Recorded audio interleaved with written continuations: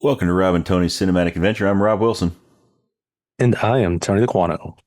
So, Tony, we've had another Hollywood tragedy. We have, haven't we? We have. Thankfully, it's actually been a little while since we've It has been a lost few one months. of the big ones. Yes, that is true. But we have lost another one of the big ones. We have lost Sam Neill.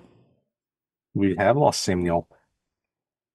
Sam Neill was in many great movies. He wasn't in many great movies, and an I think actor. he is usually, I think people associate him with a lot of different movies, but have largely associated him with one blockbuster in particular, one blockbuster series in particular.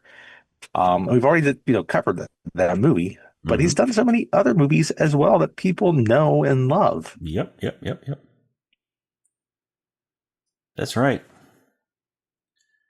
And of course, that blockbuster series that he is most known for, the Jurassic Park series, which we already covered the first Jurassic Park a couple of summers ago. Yes. To end our first summer series, we ended it with Jurassic Park. Yes, we did. Because that was a foundational blockbuster. Yes, it was. For us and many people of our generation and age. Yes, it was. Because, we were, Star Wars came out before we were born. First Indiana Jones movie came out before we were born. In terms of big Spielberg type movies, summer blockbusters, Jurassic Park was kind of one of the first ones. And we were the perfect age when it came out. Yeah. To want to see a movie about dinosaurs. Yep. Eating people.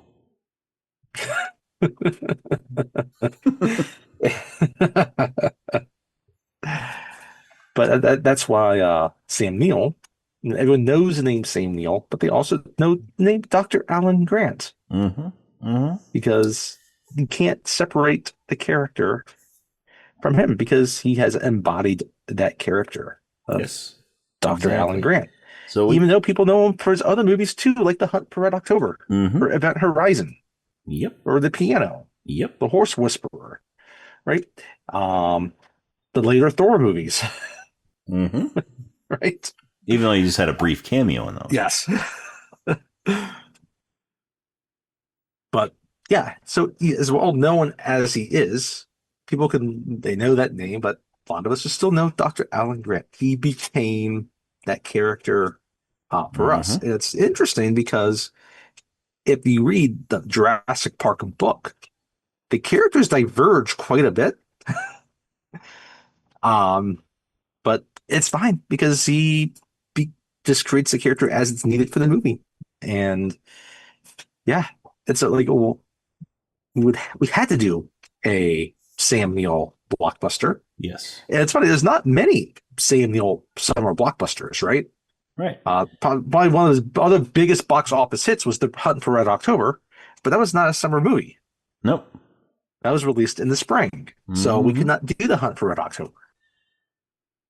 But the movie that we chose was, his most well-known character. Exactly. Dr. Alan Grant. Yes. So there were a couple of Jurassic Park movies that would work for that, but I don't think Dominion, that wasn't a summer movie, was it? I can't remember. I remember, Jurassic World for some reason, but he was not in Jurassic World. No, but for some reason I'm thinking Dominion was like November release or something like that, but it may have been during the summer. Right. It may have been during the summer. But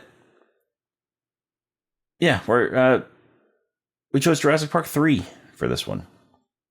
I think it's the closest to his character anyway. Yes, I agree. Plus, you don't have to have the baggage of the rest of the other sequels to deal with, because he was not in the first Jurassic World movie. So it would not make sense. No, it wouldn't. That one. And I still feel like this movie in particular, he is still very much Dr. Alan Grant in this movie. Absolutely. And we could have waited to the fall, I guess, to do one of his other movies. But we should do it when it's fresher. And with the character he's most known for. Yes. And this movie it's one of those ones that it's over the years, it's become sort of the punchline of Jurassic Park movies. Up until the Jurassic World movies came out. But it's actually quite good. It is. It really is. It is a fun B movie. This movie is so underrated. It's a lot better than people give it credit for. And if it weren't for Sam Neill, it wouldn't be as good as it is. It wouldn't be as good as it is. No. This is a movie. No disrespect to William H. Macy. No.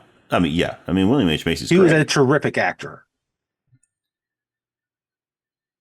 But Sam Neill is the one that made this movie. Sam Neill is the one that gave this movie heart. Heart. But yeah, But this movie was it's an underrated movie to begin with, but it was elevated by Sam Neill. I think you're right about this because again, like it's a fun B movie, and it's actually it's not overly long. It's a short movie actually. I was looking at by the time the credits start rolling, it's been like 84 minutes. Yeah. So yeah, the movie itself without the credits is under an hour and a half. It moves along at a nice pace, actually, right? But none of that wouldn't matter as much if you didn't have Sam Neill's groundedness in this movie. Yeah. And the heart that he gives it, like he talked about. And yeah, it's what allows there to actually feel like there is stakes within this movie. Yeah. Right? It's not as serious as the first Jurassic Park. Right? It's not as tense or as scary as that. Right? But it has stakes. They're firmly rooted in this. Yeah. Like you still care about what's going to happen in this movie. Yes. And it's because of Sam Neill. Yeah. By the way, Joe Johnston directed this, who just recently I was going to mention that too. We have another Joe Johnston movie. I was not expecting two Joe Johnston movies this summer. Same here. But 3 episodes apart too. Thanks for dying, Sam Neill. So, yeah. But yeah, I remember the first movie. Like, I didn't know who Sam Neill was when the first one came out. Me neither. But that's it. He became Dr. Alan Grant.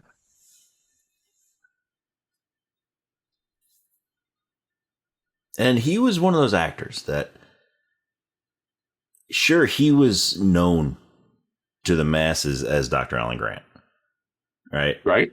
Mm-hmm. But he was a good enough actor to make you believe whatever role he was playing.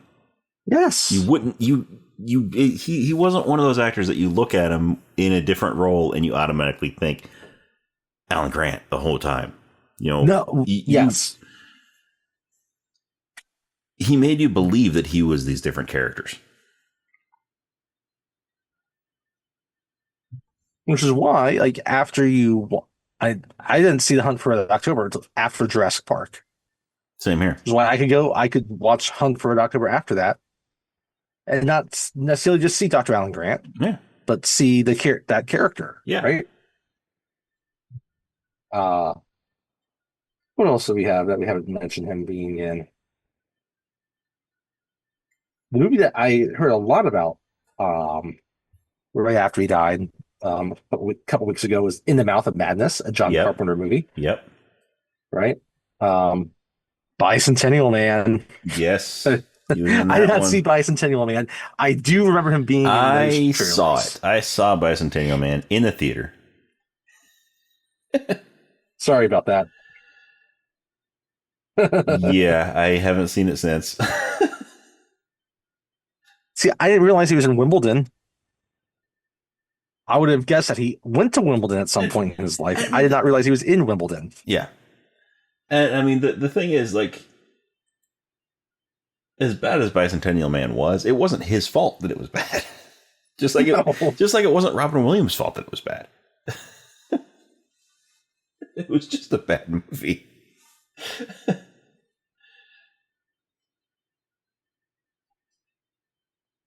He does have a couple movies coming out.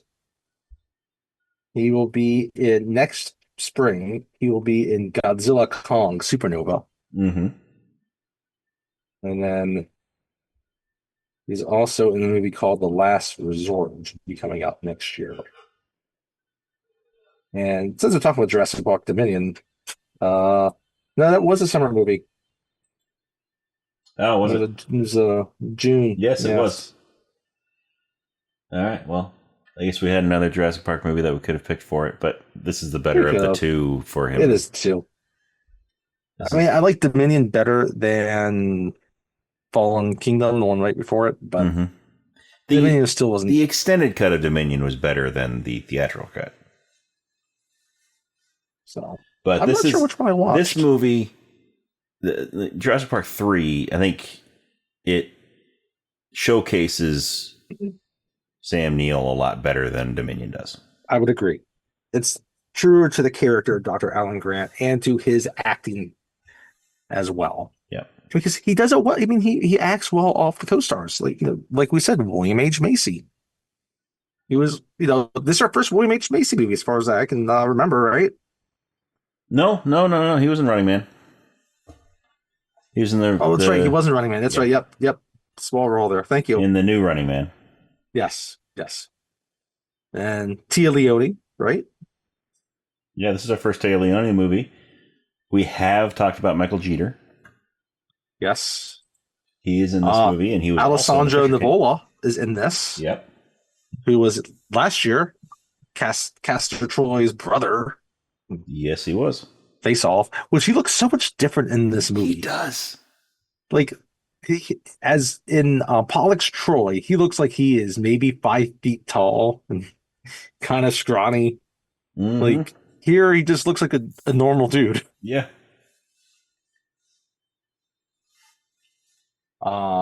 Let's see. We said Michael Jeter. Trevor Morgan. Yeah, Trevor Morgan was also in this. Who we have not covered The Sixth Sense yet, but he was in The Sixth Sense.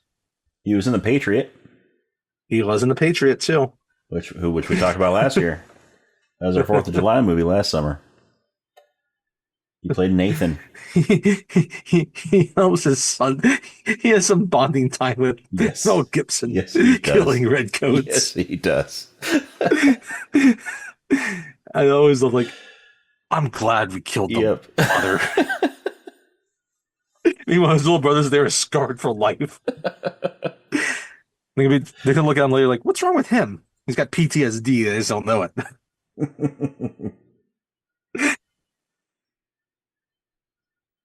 John Deal is in this as well, along with Bruce Young. Laura Dern shows up briefly in this movie. Yep. Taylor Nichols. Mark Herlick. And then we have Blake Bryan also playing the other little boy in this movie. It's a small cast because, like the first movie, like, it's just a small group of people on the island. You get some off-island stuff to start it, and then it's just you're stuck with them. Yeah. And if you haven't noticed, we have not talked about The Lost World, Jurassic Park. We have not. Which is not it. Obviously, that's the movie. That's the second movie. We haven't covered it yet, but I mean, it's not necessary to understand what happens in exactly. This. It has a few brief references to it, but you easily pick up what those are by watching the movie. Yes. And I mean, that one really followed more Jeff Goldblum with Ian Malcolm than anybody else from the original movie. So this one, that's how the book was, the act as well. Yeah. So this one goes back. It brings back Alan Grant, and Ian Malcolm is mentioned, but he's not a character that's shown in the movie. Nope. Funny, they went all of them to Malcolm, to Grant, back to Malcolm. He's only very briefly in Jurassic World, to be honest. It's not until the Fallen Kingdom that he has a larger role. And then brings all of them back again. Yep, brings them all back again in Dominion. And then, then none of them in Rebirth. But you get Scarlett Johansson, so. Yeah. Which, I mean, that's never a bad thing. But yeah, it's, what was I going to say? Oh, yeah. Lost World is not necessary to understand any of this. Yeah, exactly. So, maybe we'll do that, go back and do that one day. Yeah. I mean, it is a good movie. The only thing It that is an really enjoyable ties movie. it together between the two is that, and we'll get to this, is that the location. Yes. But that's not like there's anything within the second movie that you have to understand about that. Like it's Yeah. described. It's another island with dinosaurs. Like Sam Neill basically just tells you Yeah. about it himself. Yeah. Yeah. There's no real recap that has to be done. No. And again, there's plenty of dinosaurs again in this movie because it wouldn't be a dinosaur movie without a lot of dinosaurs. Yeah. And there's a lot of dinosaurs in this movie. In fact, if there were no dinosaurs, it would just be a movie. It wouldn't be a dinosaur movie. It would just be called 3 or some island. I don't know. The Park 3. The Park. William H. Macy's stash. Maybe he does have a pretty solid stash in this movie. Him and Michael Jeter. Yeah, but Michael Jeter's always got his mustache. Yes, that's true. Macy doesn't always have his. Yeah, and guess what? We get some new dinosaurs in this movie that we did not really encounter in the other movies. Yes, we do. And it's when you look at this, some of the things that happen in both Lost World and in this were actually like plot points or pieces that were in Michael Crichton's Jurassic Park novel that were not in the movie. And then they incorporated some of that stuff actually within the second movie and the third movie. Yep, like the compies didn't appear until the second movie. And there are some compies in this movie, but they were actually less compies in this movie than there were in the second movie. Yes, there were definitely less in this movie than there were in that one. But compies were actually played a pretty major part in the first book. Yeah. Well, but they weren't in the first movie. Scenes of the book is basically the opening scene of the second movie. Yeah. Which involves the compies. We won't spoil that too much. No. But but the compies do show up again in this movie. The pterodons, which we'll get to. We don't want to spoil too much. Which again, some of that was like because the first movie covered so much. Since the first book covered so much, and like again, it's the problem of adapting a work. Yes. To a movie, like you had to find the stuff to cut, and when they're already, it was already a big budget movie. Like trying to figure out some of these other things to do. In a movie full of dinosaurs, we're trying to be as realistic as possible to make it as tense as possible. Cuts had to be made. So some of the dinosaurs that show up in the first book just had to get cut in the movie, and they eventually bring them into the second and third movies. Yeah. Now the main dinosaur in this movie was not in the book.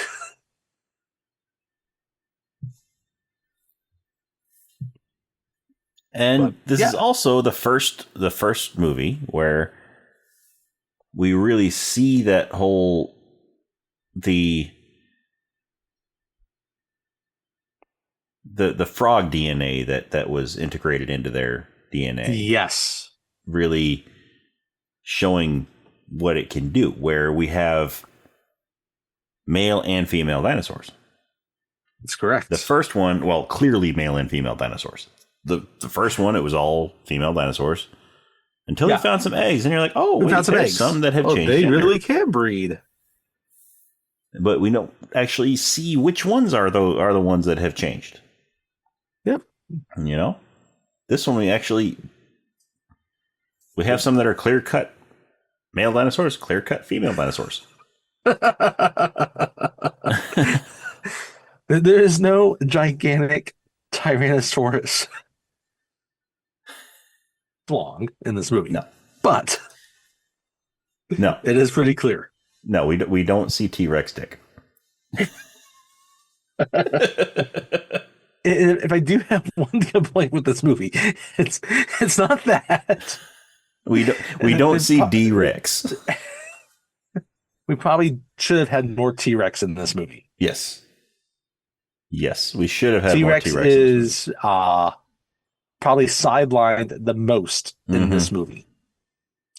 And there is T-Rex in this movie, but yeah, it is very, that would be very my small one screen complaint would kind of fall on this. Yep. Because like the dinosaurs have naturally evolved a bit. Like the velociraptors in this movie are very different than how we see them in the first Jurassic Park. Yes, they are. Very different. Very different. And you could still see the connection between the two, the arc, kind of going from there to there as these creatures kind of evolve themselves, right? Because they're still like relatively new on this earth, and now they've had time to develop. Yep. Right. Yep. And they've had time to go and style their dreadlocks. And yeah. And we get a whole host of other herds of dinosaurs, which wouldn't be a Jurassic Park movie if you don't just have herds of friendly dinosaurs. Yeah. Oh. I mean, we'll get to it, but yeah, we don't really see the friendly dinosaurs quite as much in this one as you do in the others. No. We get a couple brief moments of them. Yeah. Kind of one shot towards the beginning and one kind of towards the end. So it's just brief moments of levity in the movie. Yes. Which you need. Yeah, you need when people are being chased by dinosaurs. It's not as philosophical as the first Jurassic Park movie. It's not meditating as much about messing with science and playing God. It's because it doesn't have Ian Malcolm in it to philosophize. But all it's a fun summer monster movie. Yes. It's not Jurassic Park. It's okay. It does not need to be Jurassic Park. No. It is a Jurassic Park a fun movie, but it is not Jurassic movie. Park. It is, it's a fun summer movie. It's worth watching if you haven't seen it. It's definitely worth watching. Sam Neill is excellent in it. And Joe Johnston's a solid director. He knows how to direct a good action sequence. Yeah. And so, it comes together well. Again, it's not a perfect movie, but it's a B movie. It knows it's a B movie. And so it really works. Yeah. No. When did you see it first? Did you see it in the theater or did you see it after? I did see it in theater. I saw it with Kyle Bradford. Really? He and I went to see this. Yes. Okay.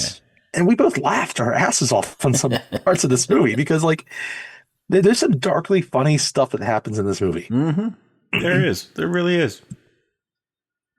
I saw this movie with Matt McNally. There we go.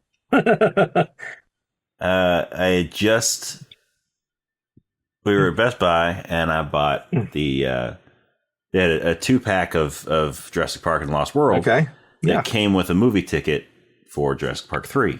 There you go. Yeah. So bought that.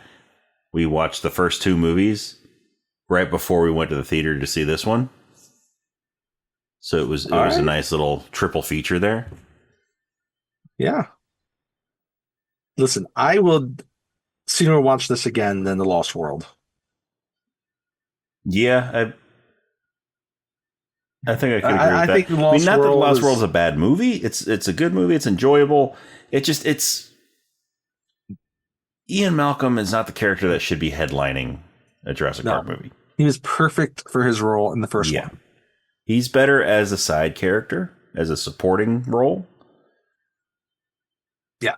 There's other factors too. We only discuss that. We can discuss that if we ever do The Lost World. But I think refocusing this back in on Grant was the right way to go. Yeah, I agree. But I don't think I have anything else to add before we jump into it. Me neither. Let's talk about it. So, spoiler alert, we are going to be talking about this entire movie, beginning, middle, and end. So if you have not seen it and you don't want to be spoiled, pause the podcast, watch the movie, and come back and listen. If you have seen it or you just don't mind being spoiled, keep on listening. But you are going to be hearing about some dinosaur shit. Literal dinosaur shit at one point in the movie.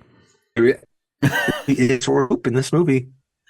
Literal There dinosaur are poop. And they piles of actually dinosaur poop. found actual piles of non-fossilized dinosaur poop, and they used that in this movie. They recreated dinosaurs just to get piles of dinosaur poop. That's it sounds like something Nolan would do. Just to get fresh piles of dinosaur poop. That's how much they cared about authenticity in this movie.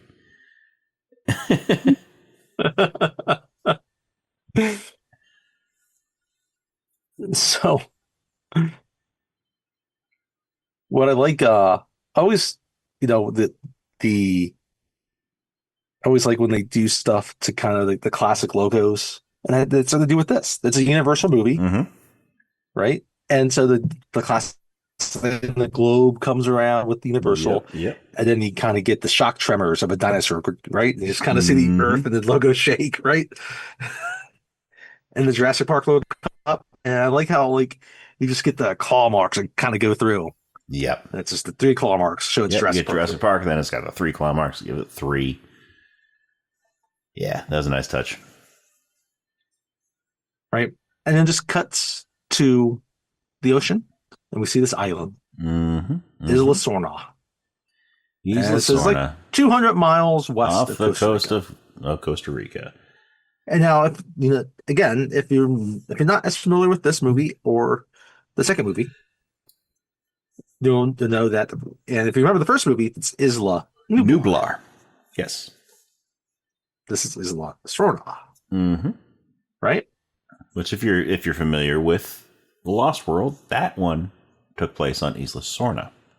Yes. And so the very basic thing to note about that is that they're two different kind of islands right next to each other. Yeah. And the first one they kind of talk about how like you see the lab and the velociraptor hatching in the first one. But really where all the dinosaurs are made and where most of them are hatched and raised before they're supposed to be transferred to the other island, to the park, is on Isla Sorna. Yeah, so the park is on Isla Nublar. The breeding ground island. is Isla Sorna. Exactly. And it's a much larger island because it is a breeding ground. Right? For the park, you want to make sure it's more contained. But yeah, and the basic premise of the Lost World was that they didn't learn the mistakes, and they were gonna take the dinosaurs off Isla Sorna and then bring them to a park that they were creating in San Diego. Yeah. Right. And that resulted in, a T-Rex eating a guy in front of a Blockbuster. Spoiler alert for Lost World. Spoiler alert. We will cover the Lost World one day, so you might want to plug your ears for some of this exposition. But there was an incident in San Diego that is mentioned in this movie. Where a dog and a man in front of a Blockbuster get eaten. And what's funny is a friend of mine, he used to live in California. And when that movie came out, I was talking to him on the phone. He's like, "Yeah, I saw the movie. I've been to that Blockbuster."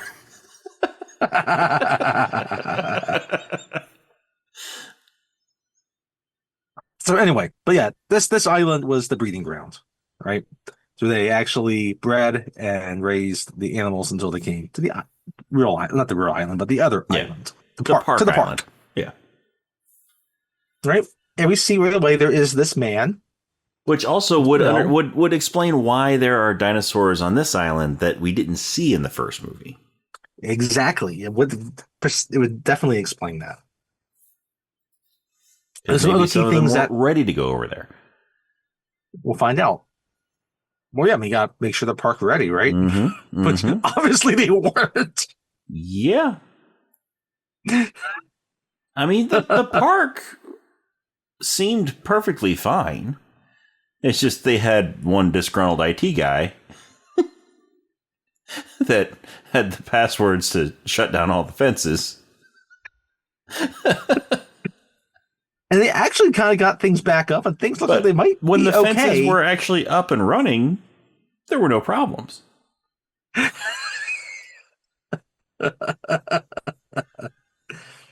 They should have figured out backup power somehow. Yeah. They really should Because have. it is an island off Costa Rica. Or, put the main, like, breakers in the main building. Oh, that's where the they're second working. problem with this. Things were actually So you don't have to go across the park to turn the power back on. Somewhat okay, because they figured out what Nedry did, but then they realized they still have to reboot the entire power of everything. The entire power grid. Which is what happens in the book too. We fixed Nedry's problem. And they realize, oh no, we still got to reboot everything again, which means we got to shut down the power again briefly. Yeah. So you put that switch in the room they're in. They just walk over to the wall, flip the switch, flip it again, boom, everything's good. But no, they gotta go walk across the park through velociraptor territory.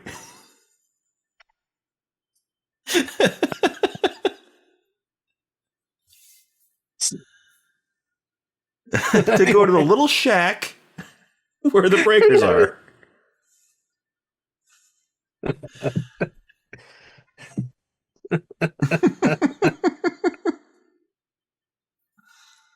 The whole sequence is actually kind of cool in the books because you get more Doom with a rocket launcher in the book. As they're going. Anyway, more Doom lives in the book. And he shoots a raptor with a rocket launcher. They should have put that in the movie. Clever girl. Anyhow, back to 3. So we're off the island, and we see there's this boat, and there's this little kind of the captain of the boat and his little first mate, and then there's this other gentleman. He's this middle-aged guy, and he's with this 12 or 13-year-old boy, who we realize quickly is not his son, but his stepson. Yeah, or his girlfriend's son, right? And they're going to go parasailing off this island. And they want to go parasailing off this island because it's a dangerous thing to do. Yeah. Because people know that this was the island, one of the islands where dinosaurs live. Yeah, and so they want to go parasailing so they can get up high enough so they can see some of these dinosaurs. And this is restricted space, right? Mm-hmm. So, they're... Yes, the Costa Rican government has shut down all access to this island. They're monitoring the radio. They're making sure they don't hear any communication between Costa Rican, government people that are out there in boats, so they don't get caught, right? So these two people that are the two passengers on this boat that are going to go Ben parasailing. Hildebrand, which is Mark Herlick, and Eric Kirby, played by Trevor Morgan. Yeah, right. And they're going up, and they got the little camcorder, and they're having a great time going over this island. They're not going really over it. They're both attached to each other, right? They got, they're on one parachute. They're attached to each other, and they're just soaring over this island, and they're looking up, trying to film some dinosaurs. They're not seeing anything yet. Nope, but they're still enjoying themselves. And then they come into these low clouds. Yeah, almost this fog that's over the water. Yes. And the boat kind of shakes. The boat goes in there, starts shaking. They kind of shake back and forth. And then they kind of clear through that fog.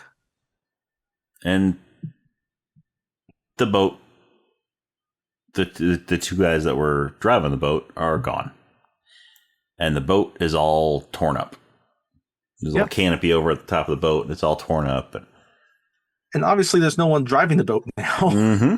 And they can't drive it from up there. Right? And so now the boat starts going towards the rocks on the beach. Yep. And so they start freaking out because the boat's going to crash. And for all they know, they're going to fall and die. Yes. So Ben, he undoes the cable that's attached that's attaching them to the boat so that they can just parachute down. Because again, they're parasailing, so at least they're on a parachute. Mm-hmm. So they could just try to maneuver themselves down the island. Yeah. So he undoes the cable, and then he steers the parachute toward the island. That's all we see. We don't see what happens. We don't, right? It cuts to the next scene. Yeah. And now we have with Alan Grant. And he's looking at this boy that's playing with dinosaurs. And we think maybe this is his son. Maybe this is his and Ellie's son. This is a little tiny boy. This is like a toddler. Beginning of Jurassic Park, he said he hated kids, but then he had to go through Jurassic Park with 2 kids. And he had a new appreciation for kids. Yeah. Yeah. So you were thinking, maybe kids. He and Ellie had kids. Maybe. But this kid, he has these 2 herbivores. And he's making them fight, making them bite each other. It's like, well, actually, both of those are herbivores, so they wouldn't attack each other. These ones, however, these are carnivore. And then Ellie walks up. And then Ellie comes up behind him in his backyard. She's like, he's 3. I don't think we need to get into that quite yet. He's like, oh, okay. Yeah, so Laura Dern reprises her role as Ellie Sattler. That this is not his son. This is Ellie's son. Mm-hmm. Ellie married somebody else that works with the State Department. Yep. And Ellie's son is played by Blake Michael Bryan. This is Charlie. Right? And so he's just there catching up with Ellie. Her husband has no problem with her catching up with this old flame that she survived a dinosaur attack with on an island. Yeah, I mean, if her husband had a problem with her hanging out with the guy that saved her life against dinosaurs on an island, then she's going to have to dump that guy. Because, I mean, if somebody saves your life, like if dinosaurs are trying to eat you and somebody saves your life from those dinosaurs,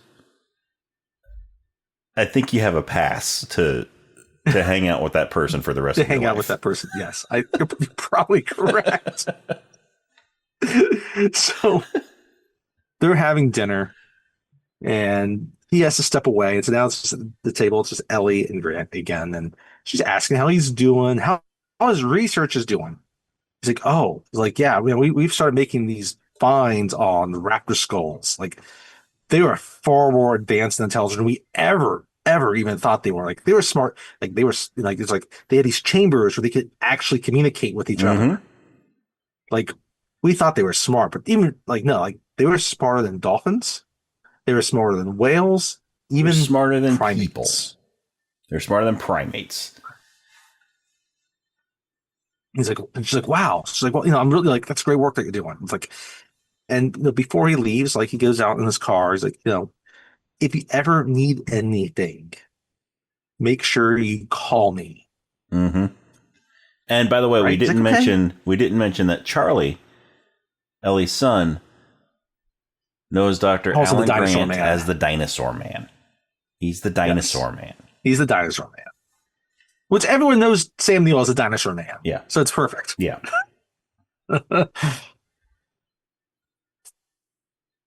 And so he leaves, and then he goes to this. He's doing this at the symposium. He's giving this lecture. Yep, and it's this big lecture hall, right? Where it's a mixture of students and other professors and students and faculty, scientists. And he's coming to the end of it, and he's kind of again. He's talking about these advancements that they found, these things that they've found about these dinosaurs, about velociraptors specifically. Yep. That, are just these incredible finds.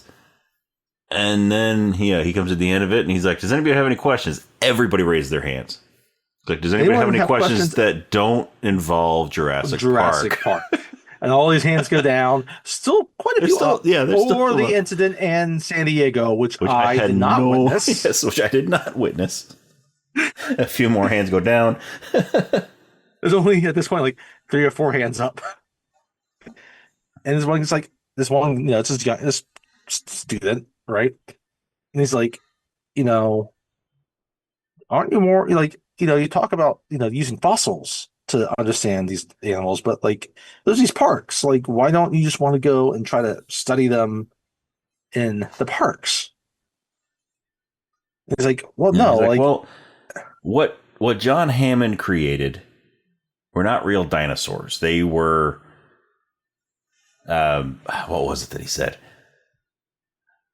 They're just genetically engineered, like, you can't call them monsters, but like that's animals. And like, if you read the book, like the book really dives into this as opposed to the movie that, yeah, I mean, the dinosaurs, but because the DNA was modified, genetically engineered, they're not real dinosaurs. And so you can't really even expect them to act like how you might even imagine how they might like interact. Yeah. It's like, he's like, no, like the real science work is done in the field, studying the actual fossils of these animals. And then right? It cuts to the field. It's this paleontological dig in Montana. And this is where we see Alessandro Nivola. Yep. He is Billy. I guess he's Billy. I guess he is like a PhD student with Grant, helping him lead his research. He seems to be Grant's, top student, mentee, if you will. Grant is like his mentor. By the way, I do want to bring this up to go back to the conference real quick. There is the leader of this conference. Like she, thanks Dr. Grant for the questions. She is one of the ladies that was a bus passenger in Speed. Oh, that's right. She was. In Speed, she's just her additional bus passenger, number 3. But this is Sonia. That was Sonia Jackson. Anyway, when I saw her again, it's really like, she looks really familiar. It's because I've seen her being saved by Keanu Reeves dozens of times. Yes, that was her. In this movie, she's credited as symposium leader. So, yeah. And so Billy is his top student, right? And Billy's just really excited about their research, right? And he wants to introduce Alan to this new tool that they have, right? How they can use a computer to do these entire cross sections of the images that they have of these velociraptor skulls. It's an early 3D printer. Exactly. Because he talks about it, and then he hits a button, it scans everything, and then he reaches in, and it's got a velociraptor skull. A surprisingly fast 3D printer. Yes. Hey. Dr. Hammond spared no expense. He still gave him a boatload of cash for his research. Should have given more to Nedry. But, yes. He spared no expense except with IT. But yeah, so they go into this early 3D printer, right? And there's a skull, right? And then Billy even kind of blows into it like he would kind of like a primitive kind of like instrument, right? And it makes this, it's like kind of like this sort of this vibrating, squealing sound. Yeah. And Grant is kind of impressed with this. Like, oh wow. It's like it's the audio chamber of a velociraptor. For someone that has been very anti-technology, he's actually intrigued by being able to reproduce this, produce that, right? So they leave this tent, and now William H. Macy shows up, and it's obvious that he has already spoken with Billy before. Billy, he knows Billy. Billy knows him. They've talked at some point, right? And he has an interesting proposition for Dr. Grant. Yeah. So William H. Macy plays. So he Paul wants him to Kirby. go to dinner. Paul Kirby. It's like, I want you to have dinner. The two of you have dinner with me and my wife, Amanda. Taylor Leone, right? And Grant's no, I'm really busy. But he's like, no, we'll be honored. We'll be honored, right? It's our treat. And so reluctantly, Grant agrees to meet them for dinner. So they go, and again, this is Montana. It's your very basic bar, right? And they go there, and they order some drinks. And then they cut straight to the chase. Like, hey, Yeah. we're adventurers, right? And guess what? I have, because of my dealings with my emerging, Yeah, with my right? enterprise, we've chartered a plane. With emerging markets, I have all these contacts. We've like K2 before, and we even have tickets for the first manned shuttle to Mars. Yeah. But for our anniversary this year, we really wanted to get exotic. We want to charter a plane to Isla Sornal and see the dinosaurs. And we thought, who better than the person who's actually seen dinosaurs himself? Yeah. Who better than the person who's actually been there? That's right. And Grant's like, I was never on Isla Sorna. And Billy chimes in. He's like, yeah, he was on Isla Nublar.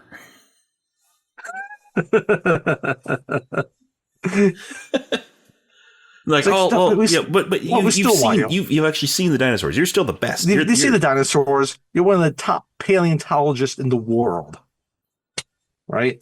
Like, we'd really be honored. And he takes out a checkbook. Like, hey, look, I can write all types of numbers on this check. Oh, sure you can. Anybody can write all kinds of numbers on a check. Whether or not a monkey that check's can write clear, all kinds of numbers on a check. Whether or not that check's going to clear is another question. And I think we actually we missed a brief scene where we saw Kirby talking with Michael Jeter on a phone. Oh yes, that's on right. On this this old abandoned airport. Yeah, it was basically like hangar. It was basically like an airplane graveyard. Yes. And they've taken this one old plane and they've painted it up to look like dinosaur jaws and whatnot. And these other two guys are over. They have this giant rifle. Talking to Michael Jeter, right? And Michael Jeter plays Udesky.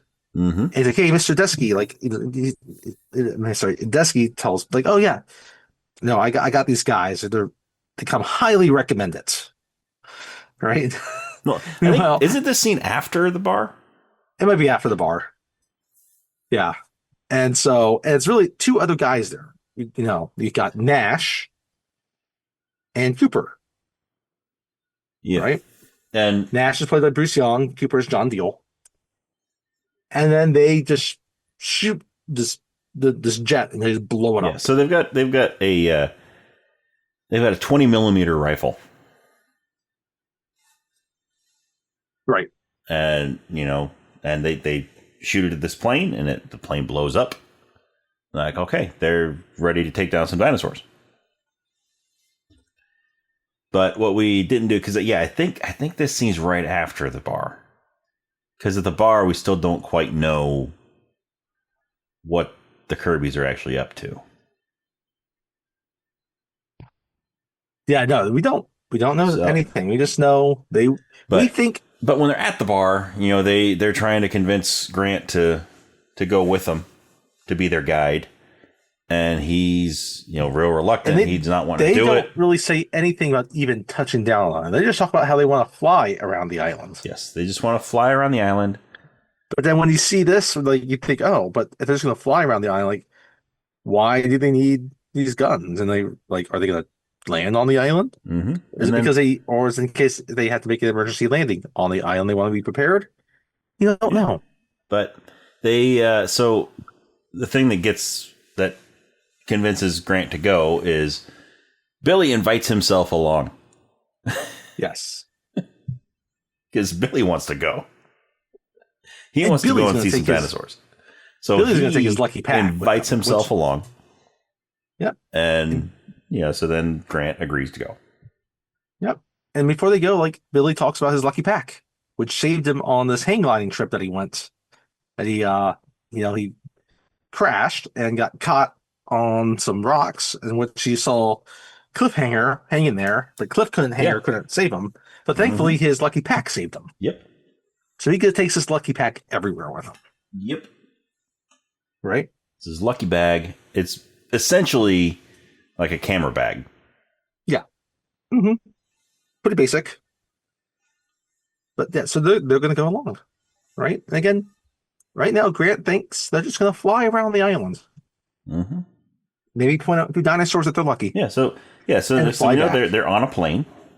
They're getting on the plane, and so it's Grant and Billy and the Kirbys, and you Nash got and Udesky Nash is flying the plane. Udesky is sitting in like the co-pilot seat, and Cooper is sitting in the back. And he's just wearing these shades and quiet. And Billy goes back and looks like, hey, what? Well, like, how do you know them? It's like, oh, it's like we go to church together. Yeah. This guy does not look like he goes to church. Right. And so they're flying, and then you just have a kind of a nice casual conversation between Billy and Grant. And I think this is when he tells him about his lucky bag. I think so.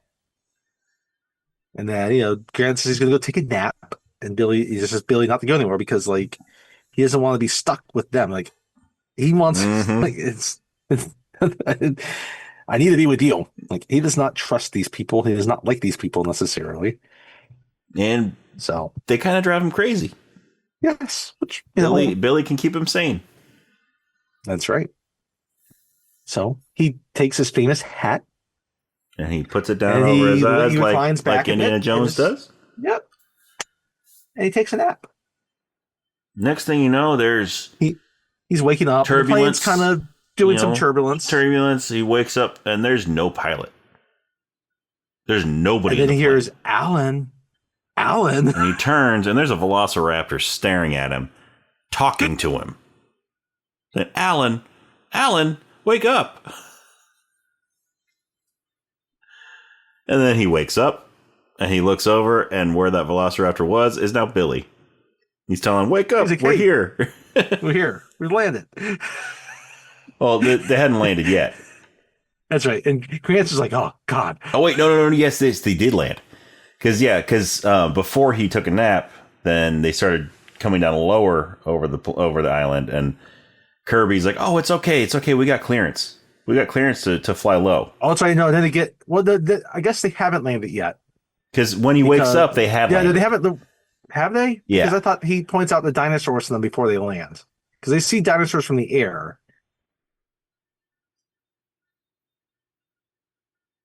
No, I think he points out the dinosaurs before he takes a nap. Okay.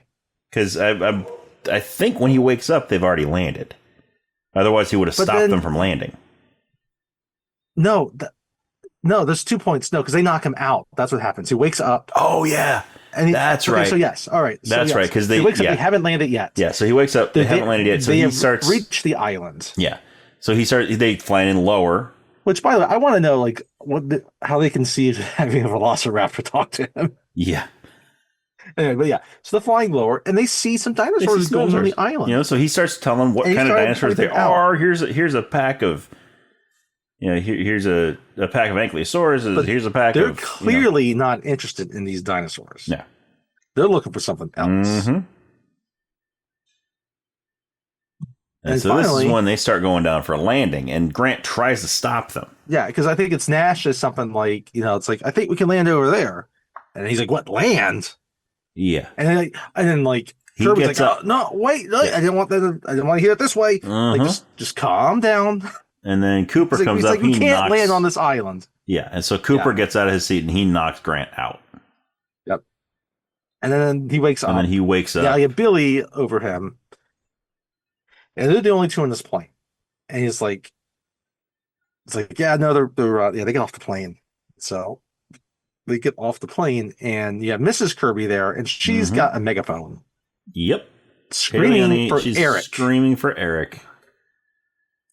And Paul Kirby is standing right by the steps to the plane.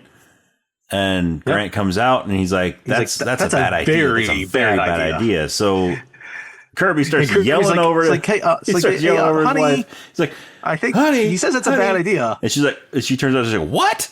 in the megaphone. It's like, what'd you say? Dr. Grant says it's a very bad idea. What's a bad idea? And then they hear something. And then they hear the roar. Mm-hmm. And then Billy's like, is that a Tyrannosaur? And Grant's like, that sounds that's bigger. And then Nash and Udesky come running out of the trees, like, we gotta go. And they're all getting up, and then Grant realizes that the Cooper's not there. He's like, "Where's Cooper?" And Udesky's like, "He can take care of himself."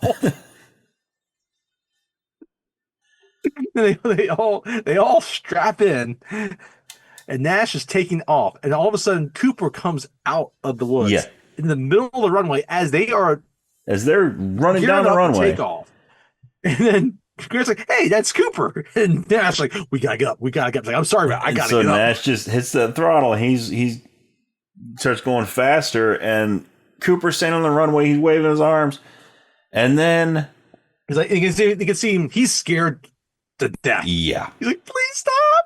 It's nothing like this dude we saw 5 minutes ago. Then a dinosaur comes out of the trees. It's a dinosaur we haven't seen in this series yet. It's got this giant spine on its back. Yep, it's got this giant fin on giant fin on its back. It's a Spinosaurus, bigger than a T-Rex. Which they don't call it that yet, but it's a Spinosaurus, bigger than a T-Rex, like you said. But it comes out, it just snatches up Cooper. Yep. And as they're getting up, they can't clear it. And so they clip it, and it just sends them flying through the woods into a crash landing. Is it Cooper? Is it Nash that's flying, or is it Udesky that's flying? It's Nash, I think. Okay. But yeah, I mean, it's both of them are still up at the cockpit. Whoever's, but either way, one of them is piloting this plane. And they go to take off, and this Spinosaurus it knocks the plane out of the air. Yep. And they just kind of crash. The wings get torn off and everything. They crash into the forest. Yep. And they're all still in the fuselage, and they get out, and then everyone's okay.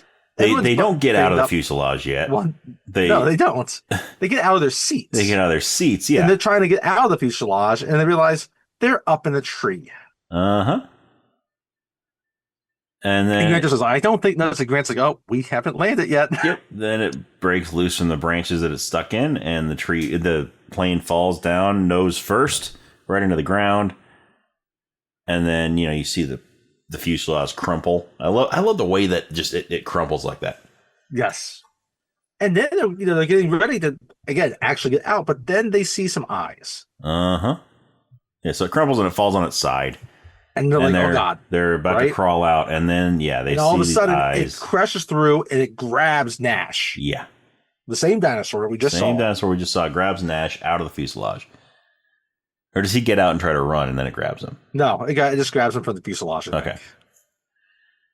And then after it grabs Nash, it tries to get the rest of them out. What I like about this part, this reminds me of when little Charlie was playing with the dinosaurs. Mm-hmm. Mm-hmm. This big dinosaur playing with this toy plane. Yep. Has our heroes in it, right? So this dinosaur. It's just sitting here, it's rolling this fuselage around, right?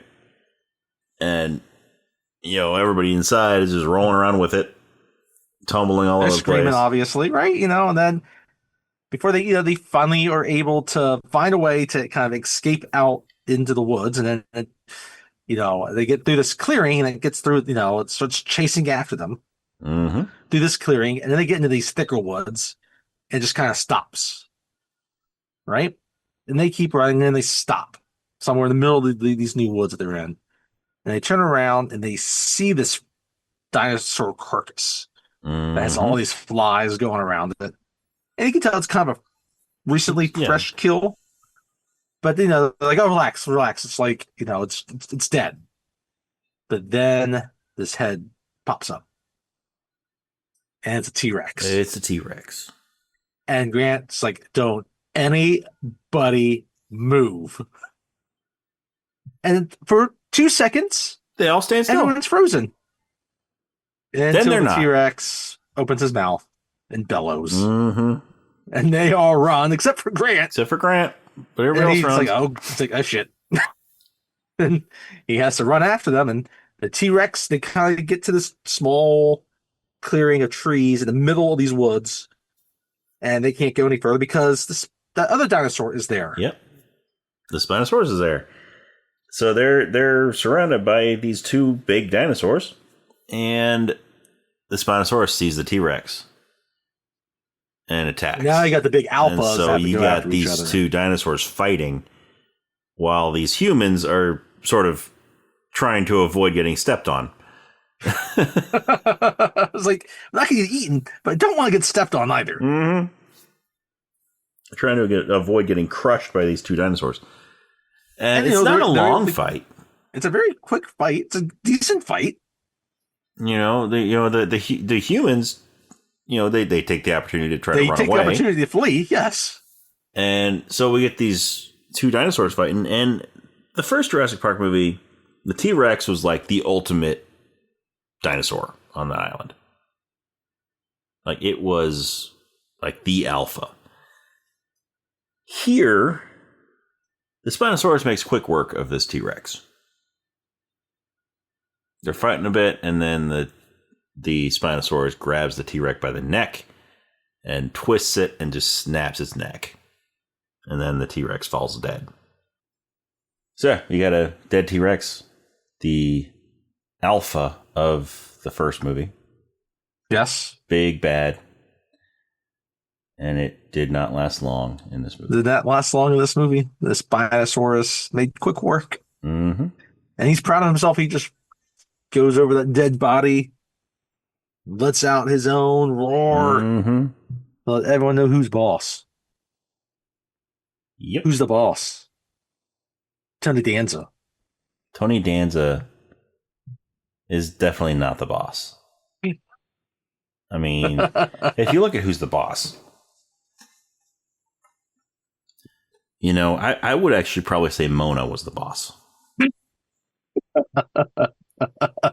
Tony Maselli, he liked to think that he was the boss, but he wasn't. No, he's definitely not. No disrespect to Tony Danza. I mean, you could also argue that Angela was the boss because she's the one that hired Tony Danza. Yeah, but she was kind of the one that ran the house. But Mona, her mother, was the one that really ran things. She was the one that like nobody could really control. That's right. She kind of just did her own thing the whole time. Yeah. But anyway, enough about who's the boss. Exactly. Which I'm surprised we've never brought up in this show yet.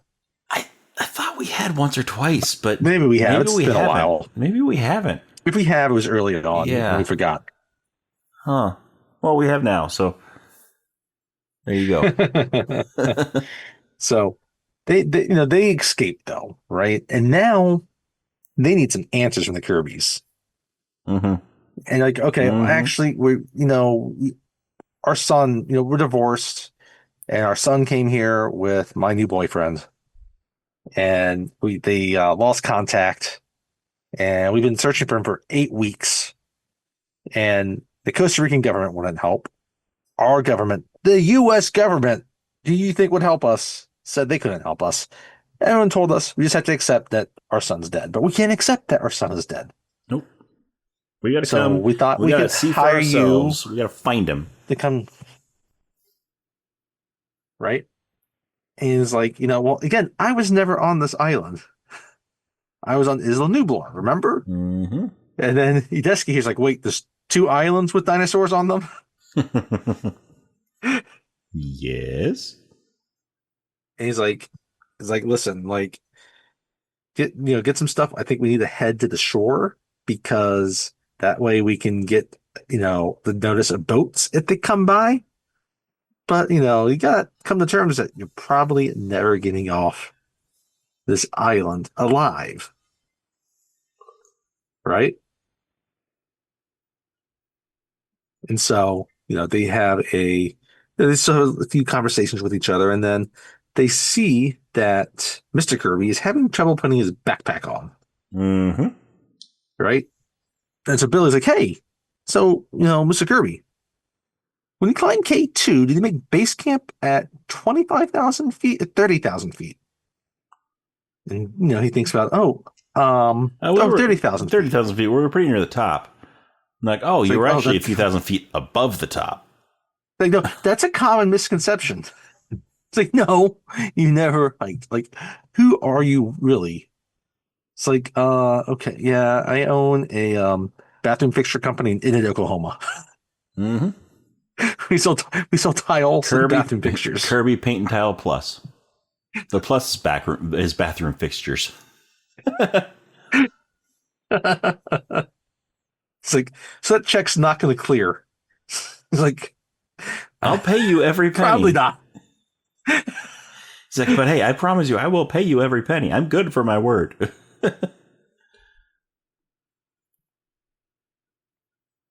So they head off, and then the Kirbys are there with the Desky, and it's like, those are IOUs. Those are as good as money.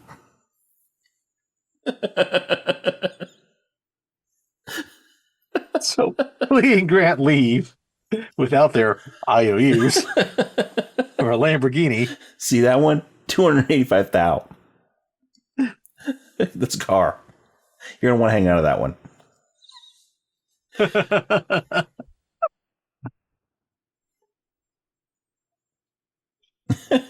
And Kirby just looks at the desk. He's like, well, so what are we supposed to do?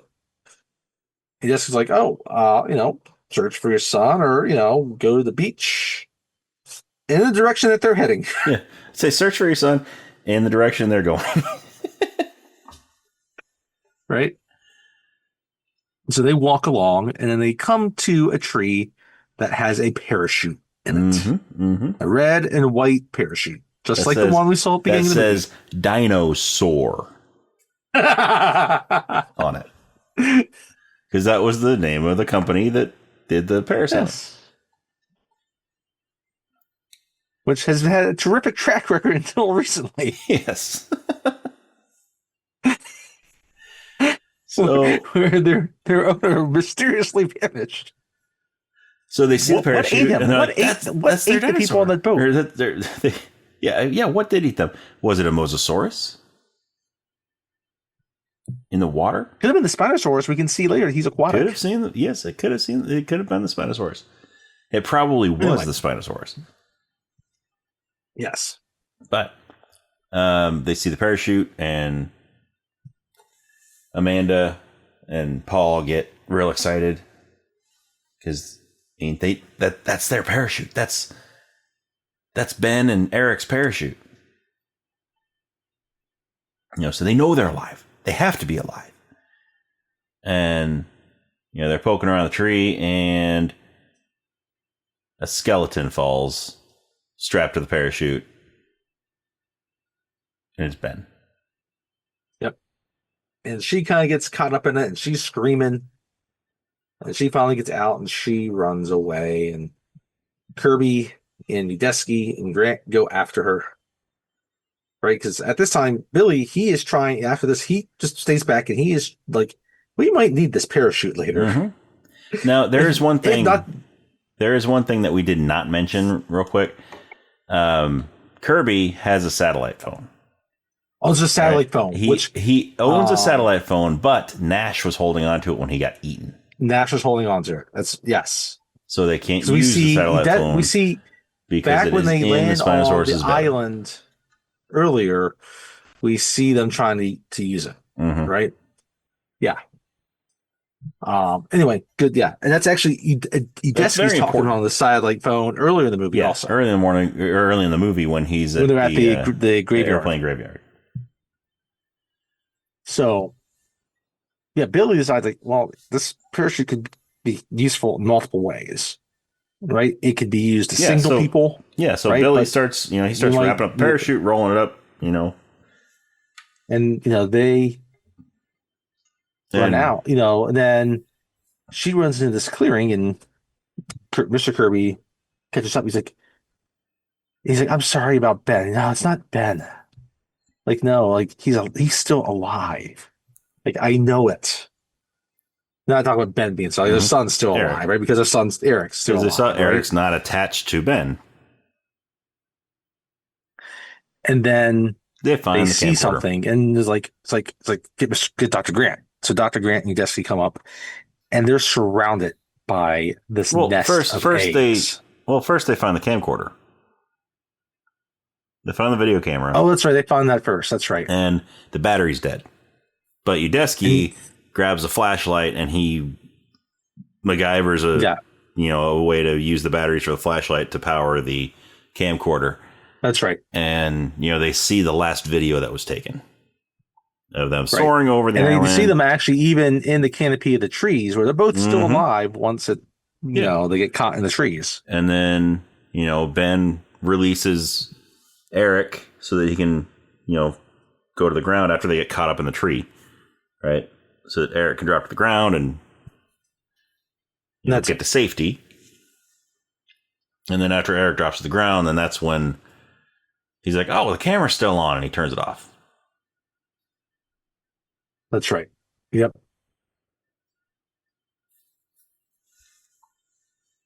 And so, but then eventually, they get caught. They get into this area where they're surrounded But that's by these that's what eggs. it was. That's what.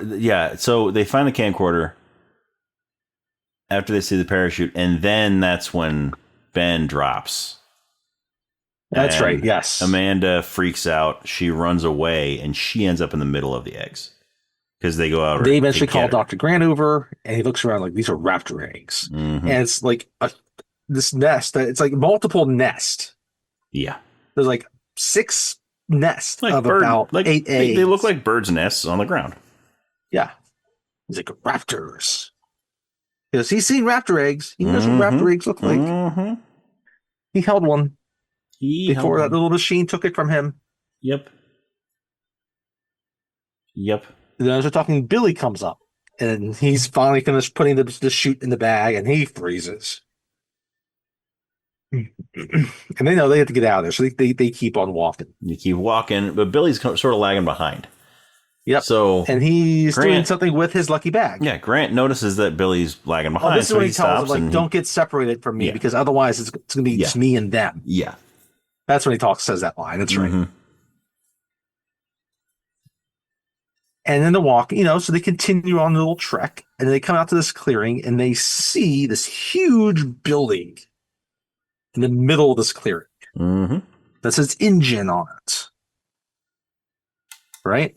It's not the derogatory term that's all around the Huckleberry Finn book. Huckleberry Finn book. No. Hammond's Generic Company. INGEN. InGen. So they go down. It's like, oh yeah, maybe Eric might have gone down there. Maybe people were down there, right? They get down, and obviously this place has been abandoned for years. Yeah. Right? And as we go into this building, we kind of see off in the distance, you see this raptor kind of just scurry through the woods. Scurry through the jungle. And they go in, and they're looking around, and there is all these tanks, like dinosaur fetuses. And everyone's like, is this how you make a dinosaur? Grant like, no, this is how you play God. Right? Yep. And there's a desk. There's a desk with a phone on it. And they try the phone. And Amanda obviously the phone tries the work. phone, and it doesn't work. It's like, just have to check. And then there's vending machines, and then I love how Kirby tries to look through his chains. Yeah. Like, it's going to work. Like, there's electricity on this island. I've got a $1.22 and a Casio. Does anybody and then Billy just comes in, and can anybody break $1? He just kicks open the glass on it and takes what he wants. Takes what he wants on. And then Kirby once Billy walks away, Kirby tries it, and he can't break the glass, but he hurts his leg. Again, little moments of levity. But I mean, it looks like he hurt his pride more than his leg, but it's okay, William H. Macy. It's okay. And so they're looking through all these things. Now there's just one with Mrs. Kirby, and she's looking at it. And this is not a fetus. This is a full-on, just looks like a velociraptor. Mm-hmm. And she's kind of entranced looking into it. And then it turns its head. And she freaks out. And it turns out this velociraptor's not in the tank. It's behind the tank. Outside the tank, yes. And it comes around, and it snaps at her. Oh, what we didn't mention before also was when they found... Yeah, they found the... with the parachute, the velociraptor had come after them. Or was this after? Wait. Yeah, no, this is... Is that after this? I think it's when they're in the tree? Yes. Yeah, that's after. Yeah, the tree comes right after. Yeah, because this is their first actual. Yeah, because this is their first actual encounter with velociraptors. Anyway, yeah. Yes. So it's chasing them through this building, right? And they kind of get separated slightly. And it's Billy and Mrs. Kirby. They kind of get stuck. Like there's these cages that are in there where they're obviously keeping these dinosaurs after they were hatched, right? These pens. Yep. And then they kind of get trapped behind this door by this velociraptor, right? And like they could see the claws on it because it's latched onto this door, and they're screaming, and then it can't get through the cage itself. No, so they push the door. It sees that it could climb. It sees that it could actually climb up and get down, and starts climbing up. And so they realize at that point they take the chance and push it, and they kind of trap it itself. And then they activate the lock, and the lock goes in through the fence on this cage, and locks that velociraptor in there, sort of pins it in the corner. And then they're starting to leave, but then the noise that it starts calling. It starts making these kind of noises. It almost sounds like a dolphin call. Yeah. Right? And Grant's like, oh my God, it's calling for help. Which I was kind of, we could put it together, but not everyone can put that together right away. So Grant provides us the explanation. Yes. Right? And so now all of a sudden, like they're running through and that's clearing. So that's one of the things that I really like about this movie. So the first movie, all we hear the raptors do is just screech. Yes. This one, they actually have different calls. They have different calls. These raptors have got personality. Oh yeah, they're just like Arnold on Green Acres.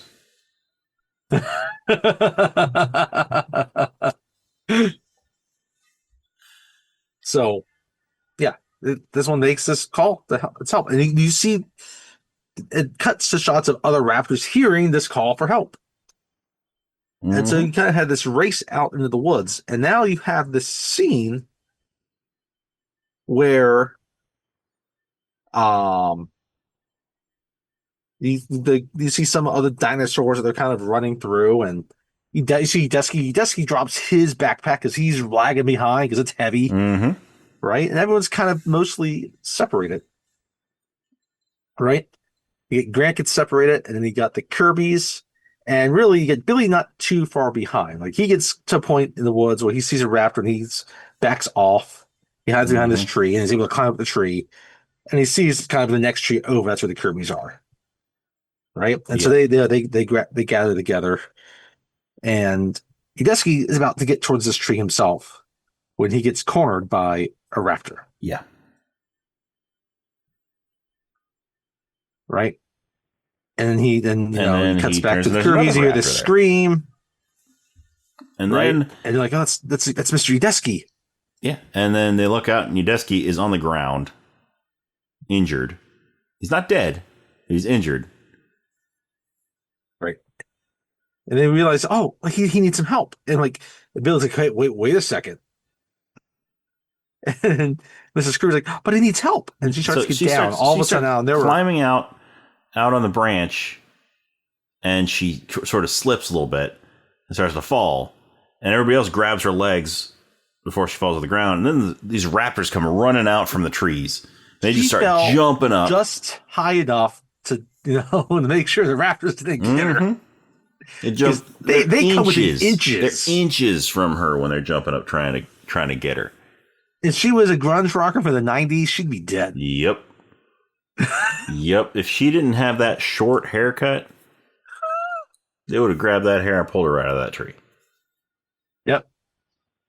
And then, so when it's clear that they're not going to be able to get them, the raptors look back at Udesky. One of them gets his head in its jaws and it snaps his neck. And they run off. Right? And Billy's like, wow. So before, they set a trap for us. So he was on the ground injured because because he was trying to crawl away and one of them walked up behind him and stuck that claw that's on their foot, stuck that right in his back. And then, then the whole tree thing happened. And then, as they're walking away, one of them stops, gently picks up his head and just snaps his neck. And then we're Michael Jeter. Sadly. Udesky it's always fun to have Michael Jeter in movies. But Udesky is no longer with us. I'm sure Michael Jeter will show up in some more movies that we cover in the future. I'm sure he will. He is in a lot of them. So we cut to Grant. And he's observing some of this behavior of the raptors. And he thinks it's safe when all of a sudden this raptor corners him. And these three other raptors come up, and they're all because Grant got separated from the rest of the group. And does he have Grant's still on the ground? Because he's got the bag. Billy's bag at this point. I think somehow he gets Billy's bag within all of this. He's got Billy's bag because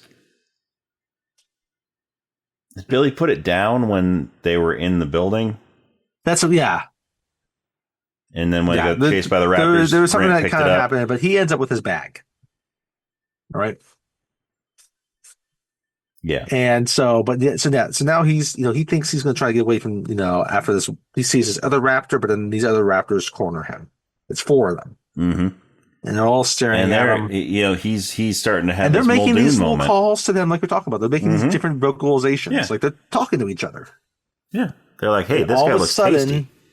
You see this smoke grenade come in, and then another, right? And it's just the area fills with smoke. And then you see this smaller sized person, all decked out in camouflage and whatnot. He's got blankets and stuff wrapped around him, hiding his face. And he grabs Grant and they run. And then you see the raptors disperse anyway because the smoke's too much. Smoke. They go into this water truck. There's this water truck that's flipped over on its side. And it's got the hatch at the top, and they go through that hatch at the top. And they get in the water truck, and this person that just saved Grant, takes his mask off and stuff, and it's Eric. And he's like, "How do you know my name?" It's like, "Oh, your parents have been looking for you. It's been 8 weeks." It's only been 8 weeks. It's only been 8 weeks. Huh. So he's like, I'm really impressed you lasted this long. It's like, oh yeah, well, kind of the details, kind of some of the things he's done. He's like, but those are the last of the smoke grenades. So then then Grant picks up this flask. There's this flask with it's like, you might want to put that down. Cloudy yellow liquid in it. It's like the little guys hate that. But it attracts some really big ones. He's like, is this T-Rex piss? He's like, yes. Like, how'd you get it? It's like, you don't want to know. I kind of do want to know, though. I know. I was just saying, I kind of want to watch that movie. I kind of want to know how he got that. Because, did he just stand really still while a T-Rex stood over him and took a piss? And he just held it up and caught it? It makes you wonder, since we're talking about... Because if he's holding real still, the T-Rex can't see him. So we're talking about earlier, this movie definitely details. You can tell there's the males and the females. And okay, so let's think about male and female T-Rexes. Does a male T-Rex pee like a male dog? He just lifts up one of his giant legs. Maybe. But we didn't. So yeah, we have seen male and female velociraptors so far in this movie. The thing, the main thing that differentiates them is male velociraptors seem to have sort of dreadlock type of sort of feathery hairs that come out of their heads. Yes, which is much closer to what a raptor actually would have looked like compared to what we saw in the first movie, to be honest. But yeah. And the females are just the regular old, bald ones that like we saw in the other movies.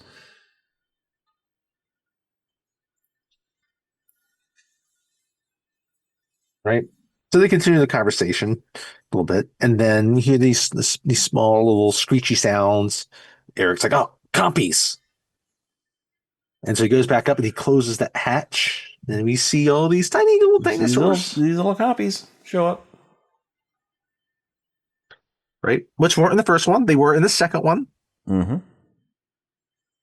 You won't spoil what they do in the second one. We'll keep that spoiler free. Yep. But they are not a significant part, but they definitely show up in the second one more so than this one. This is their only appearance. Is this tiny little sequence? Yep. Right. So we cut to the next day, and they realize that they both got to continue on. Both groups, right? We got the what's the last of the Kirby's and Billy, and they got Eric and Grant. Grant is alone on an island with a kid again. Mm-hmm. Mm-hmm. But this time, so he's when they're in the when they're in the water truck. Yes, they're talking. And talk about this. That's right. And Eric's like, "You're Dr. Grant." He's like, I read your books, both of them. I like the first one better. Back when you liked dinosaurs. Well, they hadn't tried to eat me yet. And he's like, "Did you read Malcolm's book?"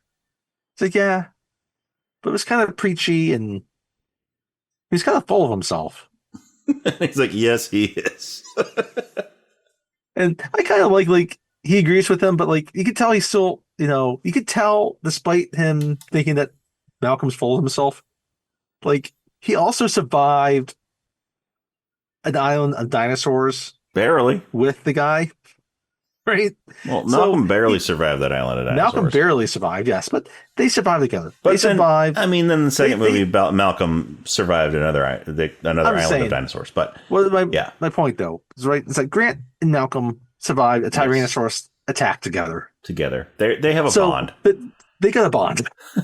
Not many dudes could say, "Hey, yeah, we survived a Tyrannosaurus attack together." We can't stand each other, but we have a bond.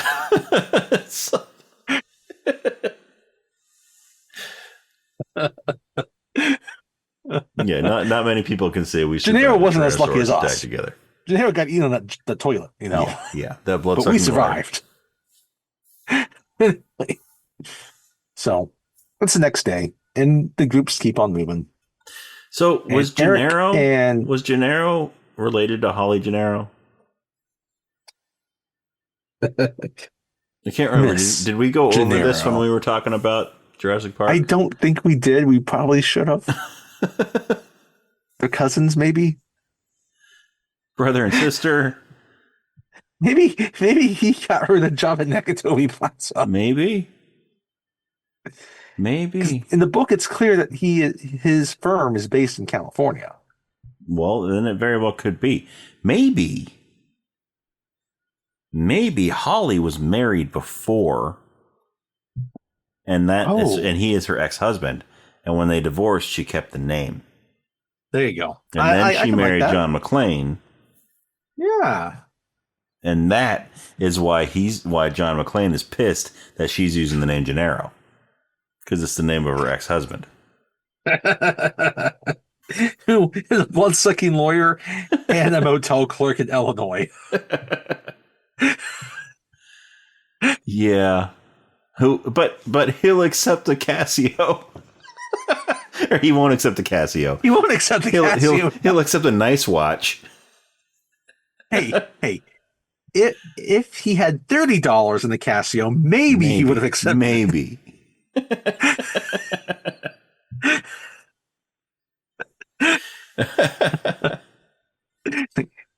Do you have $17 in a nice watch?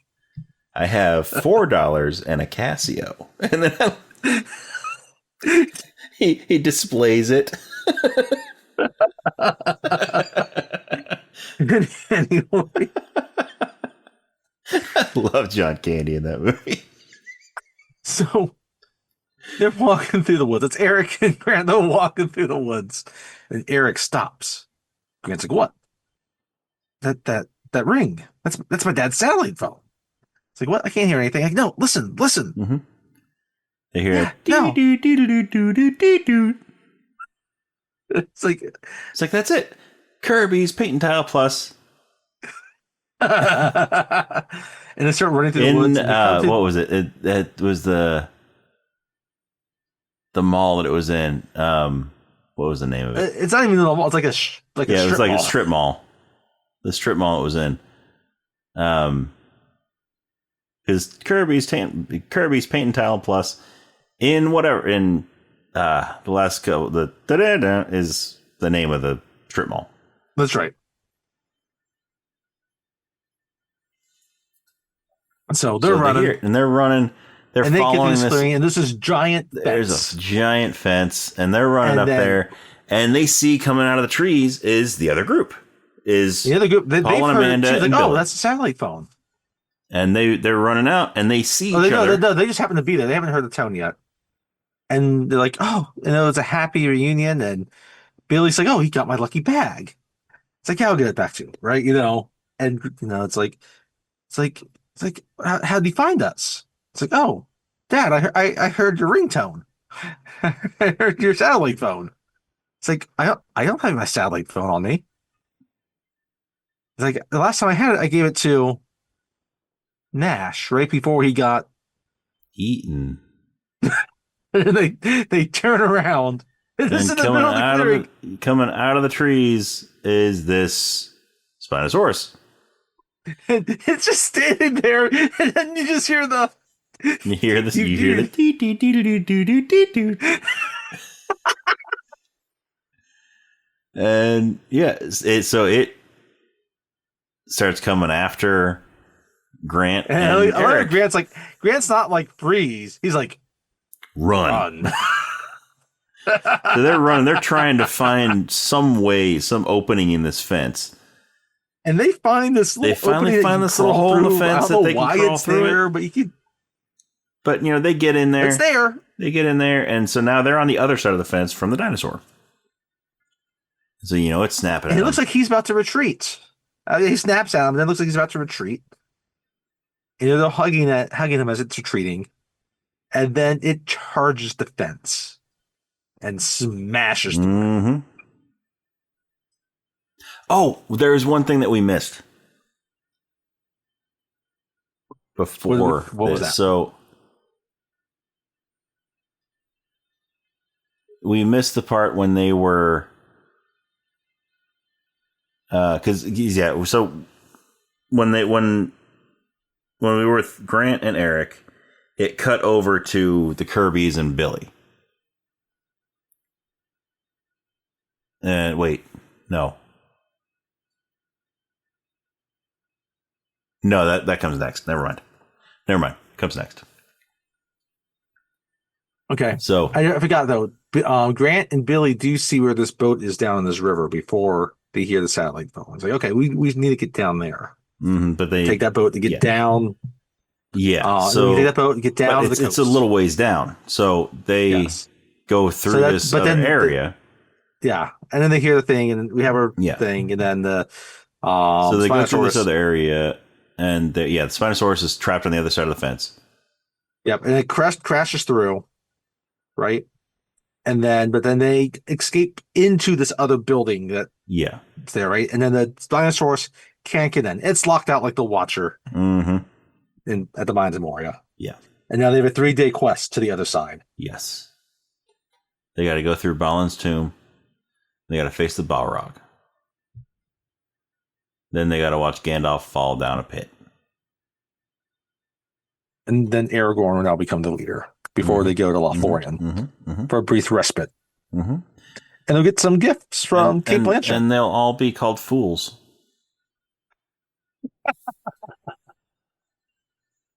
by an old man. But yeah, so they're in this area. There's like these cliffs and trees and all this. Yep.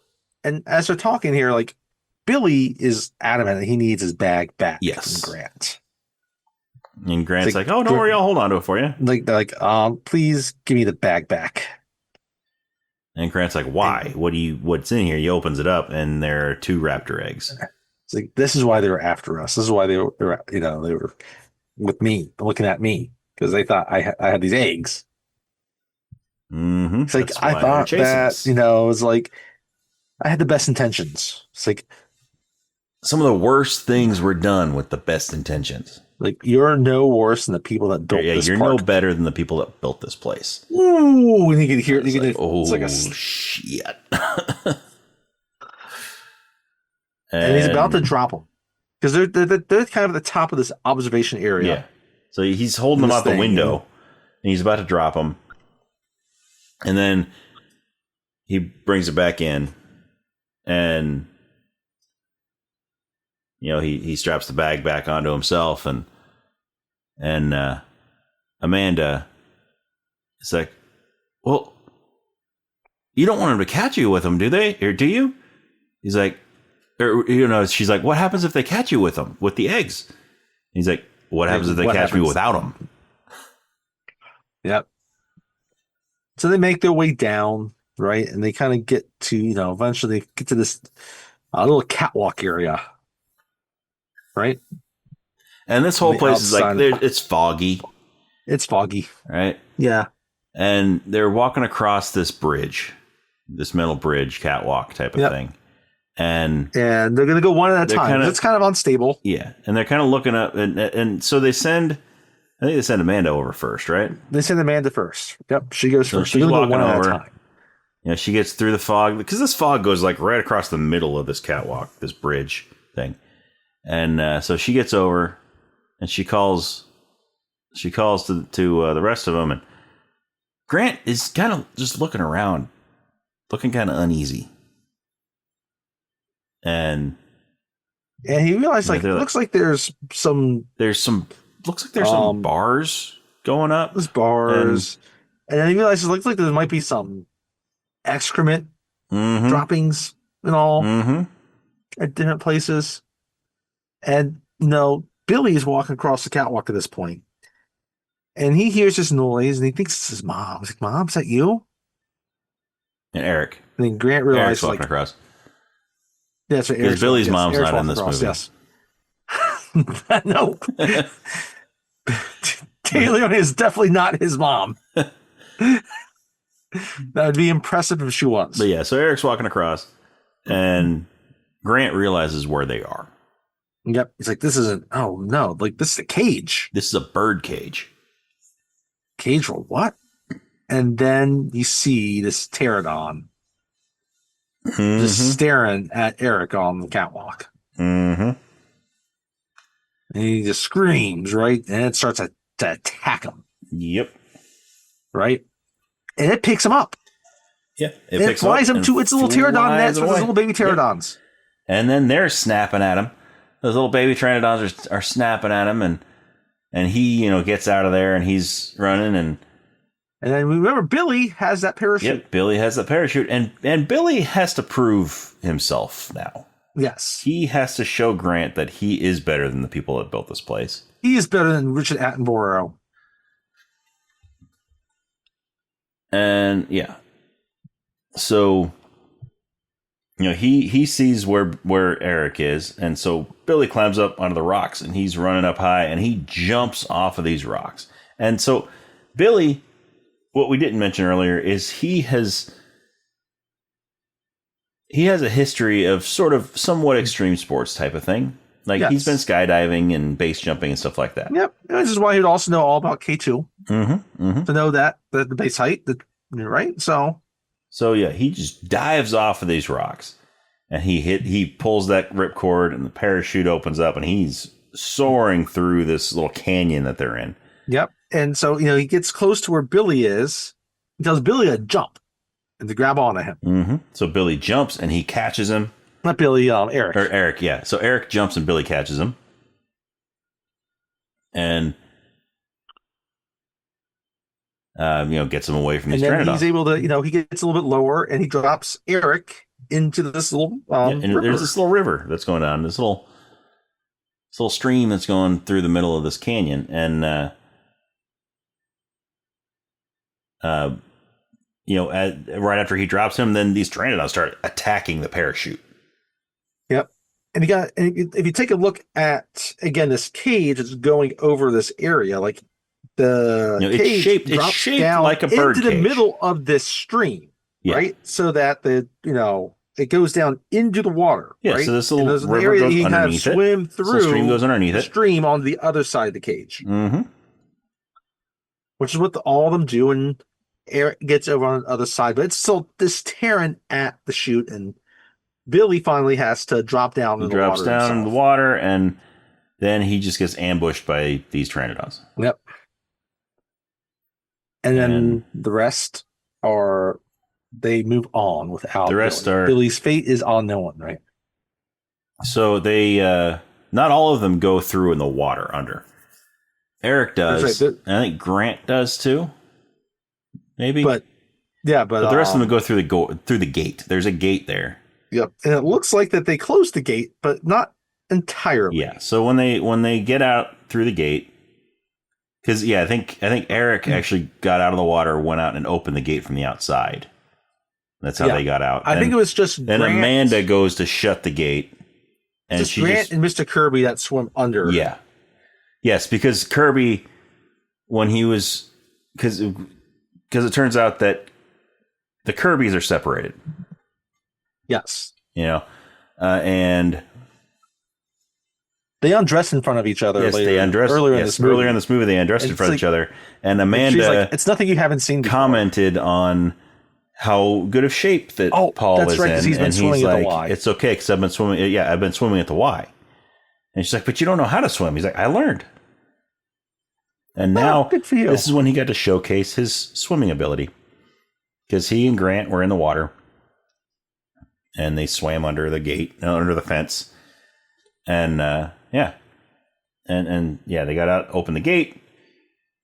Amanda ran through the gate and then shut it behind her, but she just pushed it shut. She didn't actually latch it, so she didn't push it quite hard enough for the latch to actually lock. So we just see the door look like it's about to latch, then it just slides back and is just cracked open. Right. And so once they all get through there, they find that little canal boat that's down there. They all get on it, and they're going to take a little river cruise. Yep, they check the gas level, and there's enough gas in there, so they're able to start it up. And as they finally kind of get away from the fog, they come into this clearing, and there's all these herbivores there. Mm-hmm. Right? And here's this moment, there's kind of like the beginning of the first and movie. There's some ankylosauruses, and there's just... Yep. Yeah. And then I love Grant here, because he looks at it as as dangerous as these animals are, they're also beautiful. Mm-hmm. And he gets to see kind of this beautiful side of them again. And he understands the beautiful aspect of the carnivores, but because they're trying to eat him, he doesn't have time to think about it. Yeah. So, you get this brief moment of just levity in this stressful situation. And right, there's some stegosaurus there as well. Mm-hmm.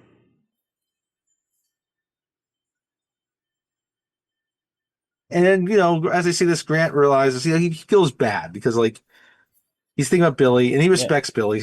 He's just upset in the moment. He's like, last thing I told him was no different than the people on this. That's not true. It's like, Billy's like, I'm not Billy. Eric's like, I'm sorry about him. It's like, well, there's two types of boys. Those that want to be astronauts and those that want to be astronomers. Mm-hmm. And the astronomer, the astronomer just likes to study the stars from a distance. The stars. And then before he can finish it, then Eric finishes his thought for him. He's like, but they never get to go to space. Yeah. He's like, all Billy wanted to do was go to space. Mm-hmm. Like, Not that Billy wanted to be, not Billy, Billy. Not that Billy wanted to go into space, but he wanted to No. touch the dinosaurs. He wanted Billy, to see yeah. them. Like, He didn't just want to study them from afar. yep. Which goes back to that symposium, that lecture at the beginning of the movie, where it's like, it's like I don't need to go to the island to study them. Like I can study the fossils. Mm-hmm. That's what I can do. But for Billy, like he loves dinosaurs, but like to be able to actually put his hand on an actual egg is different than 3D printing a skull. Yeah. Right. So they continue down their little river cruise. And now it's kind of gotten the nighttime. And then they hear the satellite phone ring again. Yep. And first they're concerned, like, is it the Spinosaurus? Mm-hmm. But instead, what they see is piles of dinosaur poo. Yep. Piles of dino droppings. And the dinosaur droppings are making satellite phone music. Mm-hmm.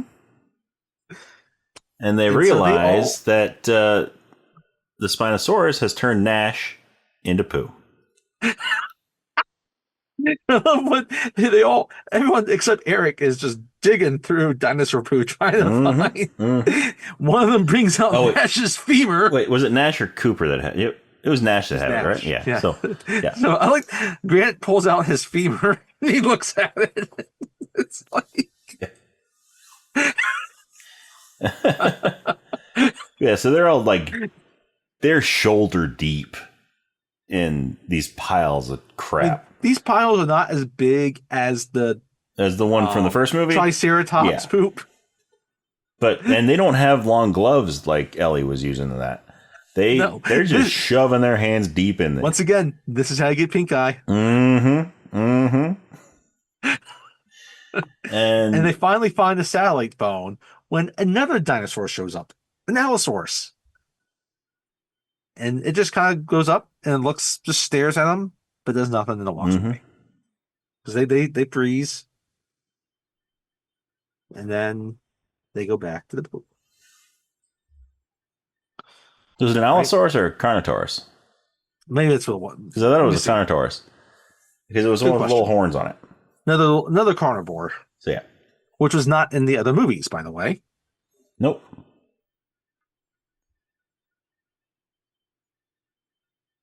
But yeah, so yeah, Yeah, you're right. Yes. Yeah, so they anyway. They, because the phone's ringing, so they're trying to get to it before it stops ringing. So they answer it. And what was it? Was it just like a recording on the other end? Yeah, well, it was just something like that. Yeah. But yeah, so they have this poop covered satellite phone. And now it's starting to rain. Yeah, it is a hard-on rain. Like pouring. If you think about the rain in the first movie, this is what it's doing. Mm-hmm. In fact, there's rain in the second movie. There's always a good rain in a Jurassic Park movie. Yeah, so it's pouring. You can't have a dinosaur attack without a Jurassic Park movie. You can't have a Jurassic Park movie without a dinosaur attack in the rain.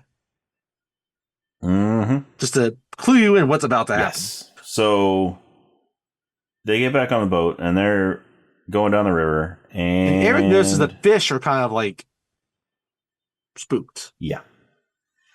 And here comes the Spinosaurus.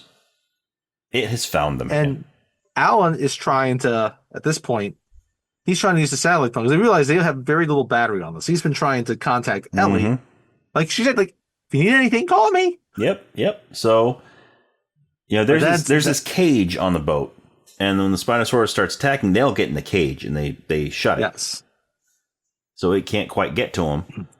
And so Grant calls Ellie and Charlie answers. But he loses the phone outside the cage. First up, Charlie answers the phone. Yes. And Charlie, and Grant's like, hey, Charlie, it's the dinosaur. It's the dinosaur man. Go get your mommy. Go get your mommy. And she's talking with some other guy outside the house. And And so And he's Charlie's like, Mommy, okay. Mommy. No, well, he goes running over and Just like he's running through the house, and then he he walks past the living room, and the TV is on, and it's Barney. Barney and Friends. So he sees that, and he runs into the room, and he's still holding on the phone, but he's like jumping around, dancing. He's dancing to Barney. And then, after a minute or so, he looks at the phone in his hand, and he remembers what he's supposed to be doing. His mom is coming to the house at this point. Meanwhile, while all this is happening, the dinosaur man's on the phone. While all this is happening is like the Spinosaurus is attacking the boat. It's tossing them around. And she's like, it's and she's like, it's a dinosaur man. Like at this point, the connection has been lost because when she answers it, right? Well, it hasn't quite been lost. Well, actually, because at this point, Alan has dropped the phone. Because they're being attacked by the Spinosaurus. So this is when she has to call back. Because as it's being shaken, like it starts ringing again. Yeah. So when they lock themselves in the cage, and the phone is just sliding across the deck, back and forth as the boat's getting tossed around by this dinosaur. Mm-hmm. And Ellie takes the phone from Charlie and. He tells her that's the dinosaur man.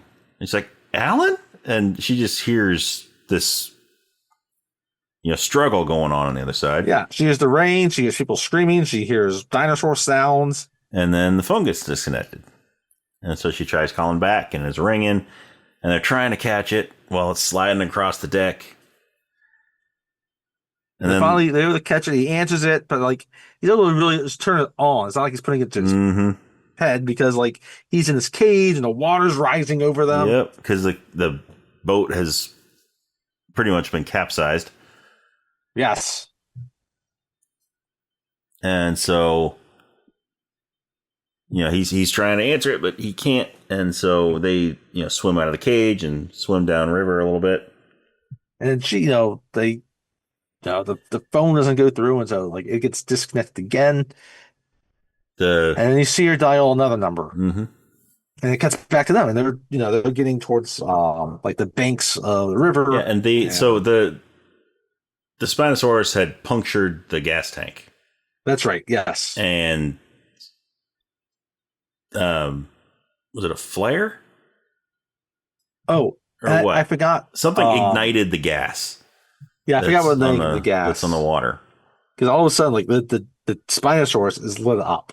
Mm-hmm. And I forgot to mention, when he's in the cage on this boat, when he's trying, one of the only things he can really get out to tell Ellie is Site B. Mm-hmm. Site B, which is Isla Sorna. Site A was where the park was, right? Is Nublar, but Site B is is Isla Sorna where they are. So, but yeah, so things ignited now, and they got fire on this river. And Alan and Amanda and Eric are all at the banks, and Paul is nowhere to be found. He was still back with the boat. Yep, but then all of a sudden there's I don't know why there's still this construction. I guess I can understand why there's a construction crane, but he finds this construction crane that he kind of climbs up on. He starts shouting at the Spinosaurus as Eric and his mom are off on the banks, right? And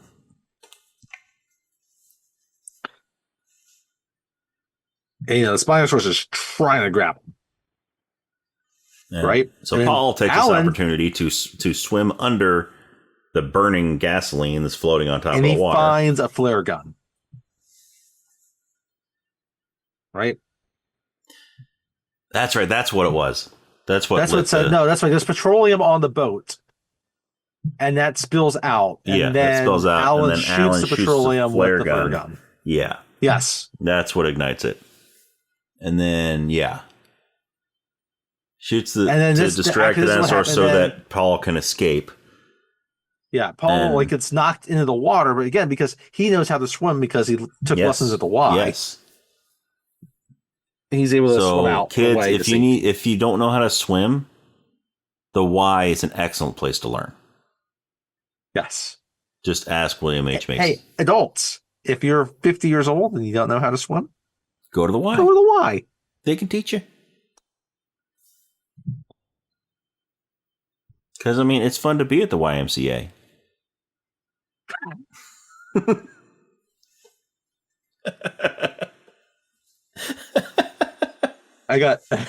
I'm looking at summary of the movie, and there's a velociraptor, and now I just have an image of velociraptors replacing the village people.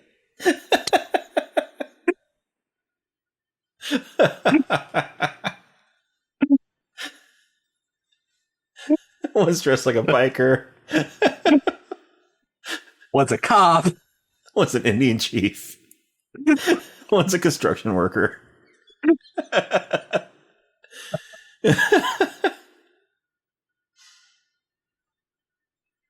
Needless to say that does not happen in this movie. I would see that movie, though. I would definitely watch that movie. So, anyway, and they're all safe on the shore. The Spinosaurus realizes, like, screw this. Yeah. he goes away. I'll find him again. I'll get him later. And Amanda, they're all safe, but Amanda thinks Paul hasn't seen Paul yet, and she thinks like he might have, succumbed. Yeah. And then she hears his voice like, "I'm not going anywhere." So I guess they're getting back together. Yep. So something good has happened in this island of terror. A couple has rekindled their love. Anyway, so while watching people get eaten by dinosaurs. So I don't know where they sleep that night. Oh, and another thing that they had found earlier was they found some dead dinosaur carcasses, and they determined that they were killed by the Spinosaurus, and that it wasn't that they weren't eaten; they were just killed. Yes. So it was hunting for sport. It kills for fun. Yeah, that's right. But it starts to get tricky for the Spinosaurus because then, he's got limited, he might start killing off all your prey eventually. But anyway. So, but I guess when you're one of the biggest dinosaurs on the island, as long as there's dinosaurs around, you can go eat them. So they fall asleep. It's the next day and they're walking. Right? Then all of a sudden, the raptors show back up. We haven't seen them in a while, right? Right. Yeah. And they're all cornered. And they all get to their knees, right? Because Grant's like, they're surrounded by raptors at this point. There's like 4 or 5 of them there. It's like they want the eggs. Grant realizes quickly they want the eggs. And one of the raptors goes right up against Amanda, like right in her face, like breathing in her face. And do you think it smells her? It might. Like, actually, I think it's what it is. They sense she's the female. Yeah. So, they go up to her and they think she has the eggs. They think that she's the one that took the eggs. And so Alan's trying to get their attention, and one of them just snaps at him. He's like, all right. Okay, yep. Okay, bro, we're good here. Everything's cool. And so Amanda is like, give me the eggs.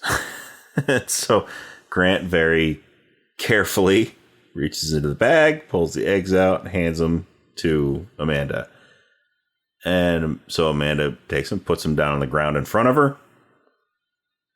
And then Grant sees in that bag the raptor skull. Yep, the vocal chamber of the raptor that they've 3D printed earlier.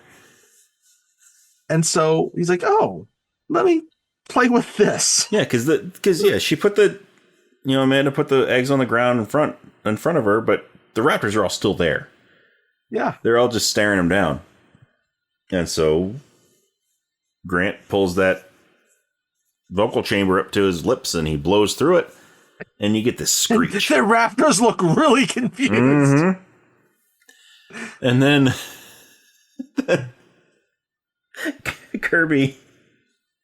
Paul Kirby, he's like, no, call for help.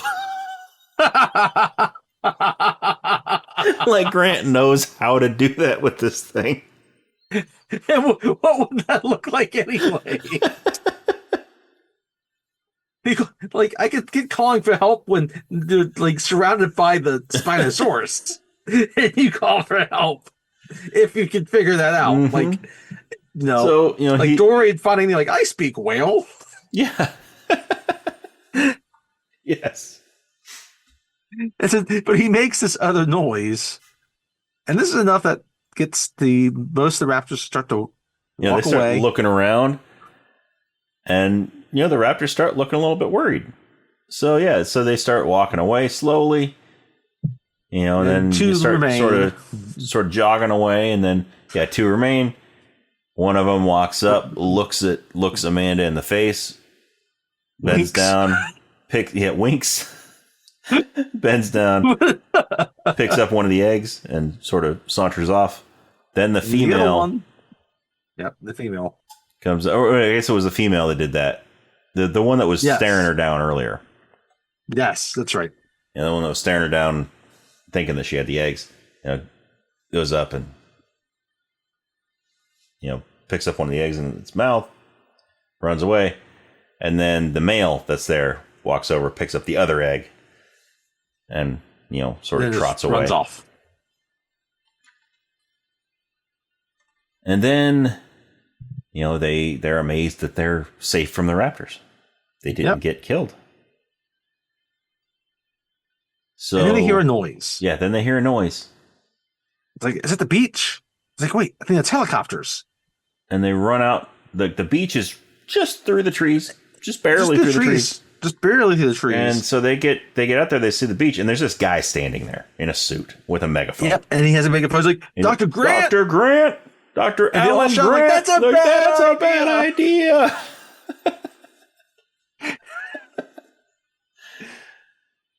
And then all of a sudden, all these army boats just come ashore. Yep. Like they're invading all these military Normandy. boats.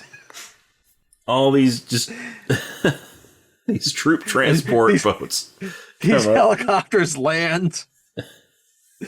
And Grant's like, oh, Ellie, she came through. Ellie came through, and Eric's like, wow, she called the Navy and the Marines. You're gonna have to thank her now.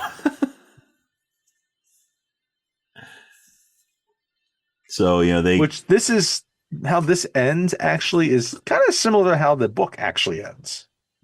Is that they actually get a bunch of boats, kind of showing up at the end after an encounter with the raptors. Yeah, but and so they get on a helicopter. And the guy in the megaphone is like, hey, Dr. Grant, does this guy belong to you?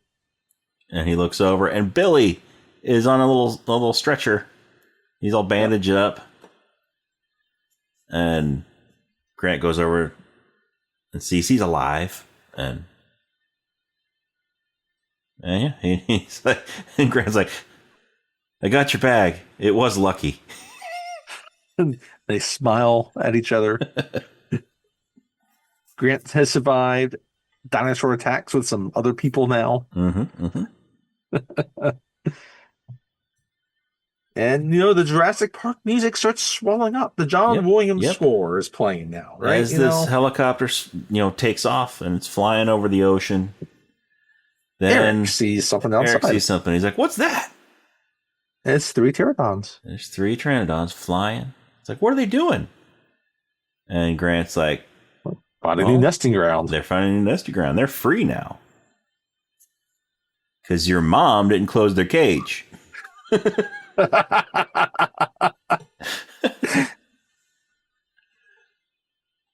didn't send the Marines just to blow them out of the sky. But no, they don't.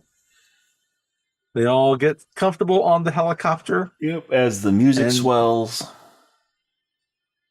And it cuts to black, and the John Williams score plays over the credits. And that's Jurassic Park. Jurassic Park Trace. 3. Fun movie. Fun movie. Just again, Nice, fun B monster type movie, summer blockbuster. Yeah. Again, a very simple sequel. It is better than a lot of other, like better than the Jaws sequels. Yep, that is true. You know, it's just fun. It doesn't need to be like the first. It does its own little thing, and it's entertaining. It was an entertaining movie. Yes. And sometimes it's all you need from a summer movie. Yeah. Is just fun, escape, entertainment. And that's what it does. And Sam Neill still acts the heck out of this movie. Yes, he does. He helps deliver it. He makes it clear that it is the same Dr. Alan Grant that was in the first movie. He doesn't try to play him differently. He doesn't, he plays him as the same character, even though him as the same character. This movie's a little bit goofier than that one was. Yep. And, his character now, he's had to deal with, so I don't think we really touched on this, but this movie came out in 2001. Lost World came out in 1997, the sequel to Jurassic Park. This takes 4 years after the events that we're talking about in the second movie. Right? So he's had a lot of years to kind of contend with what happened on an island. Yeah. Right? And he plays it like a character that has survived dinosaurs attacking him on the island, getting dropped to another island with dinosaurs. He plays it like that character would play it. Yeah. Yeah. And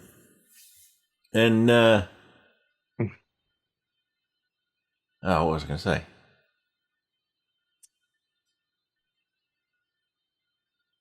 I completely forgot what I was going to say. Anyway, yeah, he plays it excellently. He plays it just how you would think that Alan Grant would be in this movie. Especially with people he doesn't want to be on an island with dinosaurs. But he gets a connection with them anyway. He gains respect of them by the end of the movie. So, fun movie. Yeah. So, that's Jurassic Park 3. I don't know if I have anything else to add. I don't think I do either. So, if you enjoy what you're hearing, go ahead and check us out on Facebook and Instagram and Threads. It's Rob and Tony's Cinematic Adventure. The and is spelled out A-N-D. It's not an ampersand like in the name of the podcast. We're also on X or Twitter. That is R&T Cinematic. And you can also check us out on Letterboxd. You can see some reviews we've done on various movies. Some we've done on the podcast, and we haven't done. Some we will do. Some we won't do. That is Cine Adventure or Cine Adventure. CINE Adventure. And you can also send us an email at robandtonycinematicadventure@gmail.com. Once again, the and is spelled out. A-N-D, it's not an ampersand like the name of the podcast. Sorry, I don't know why I'm having so much difficulty talking today. But anyway, let us know what you thought of Jurassic Park 3. Did you love it? Did you hate it? Do you think it's as underrated as we do? What did you think of it? We want to hear from you. Should we do more Jurassic Park movies? Yeah, if you want us to do Lost World, we'll do Lost World. If you want us to do Jurassic World, we'll do Jurassic World. We would. I would do Jurassic World. Yeah, just let us know what you think. And go to our social media, give us a like and a follow. Go to your favorite podcast app, wherever you're listening to us. Hit that subscribe button. Give us a good rating, a good review. That's how we move up in the rankings and the recommendations and the search, all that stuff. So that we can find more people like you that like to listen to us discuss these movies. And yeah, that leads us to our next movie. Tell these fine folks a little bit about what movie we're doing next, Tony. Well, we figured we need to get something that's a little more serious, a little bit of a harder edge. It's been a while since we've had True Lies was rated R, which we did earlier this summer. But we haven't had a big kind of truly adult blockbuster this summer. And someone that makes hard-edged movies, that's a famous star that you can associate with blockbusters, is one Clint Eastwood. Mr. Estwood? No, not Michael J. Fox. Oh, okay. We're talking about the actual Clint Eastwood. Oh. You mean So, the we're gonna guy go- in Any Which Way You Can? Yes, him. In him. Any Which yes. Way But Loose? When he's partnered with an orangutan? Yes. But in this movie, he is partnered with Morgan Freeman. Oh, okay. So he is like Kevin Costner in this Yes, movie. he's exactly like Kevin Costner, except this movie does not have a Bryan Adams song. Oh, okay. Nor a surprise Too Sean bad. Connery cameo at the end. Too bad. Sean Connery and Bryan Adams should be added to every movie.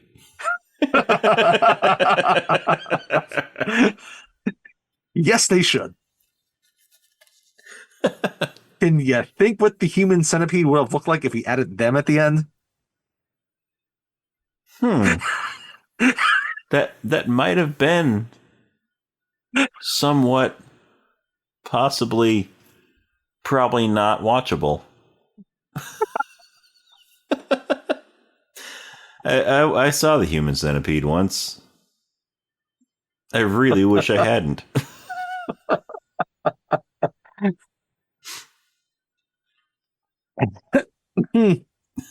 Anyway, what this movie has in place of them is Gene Hackman. Yes.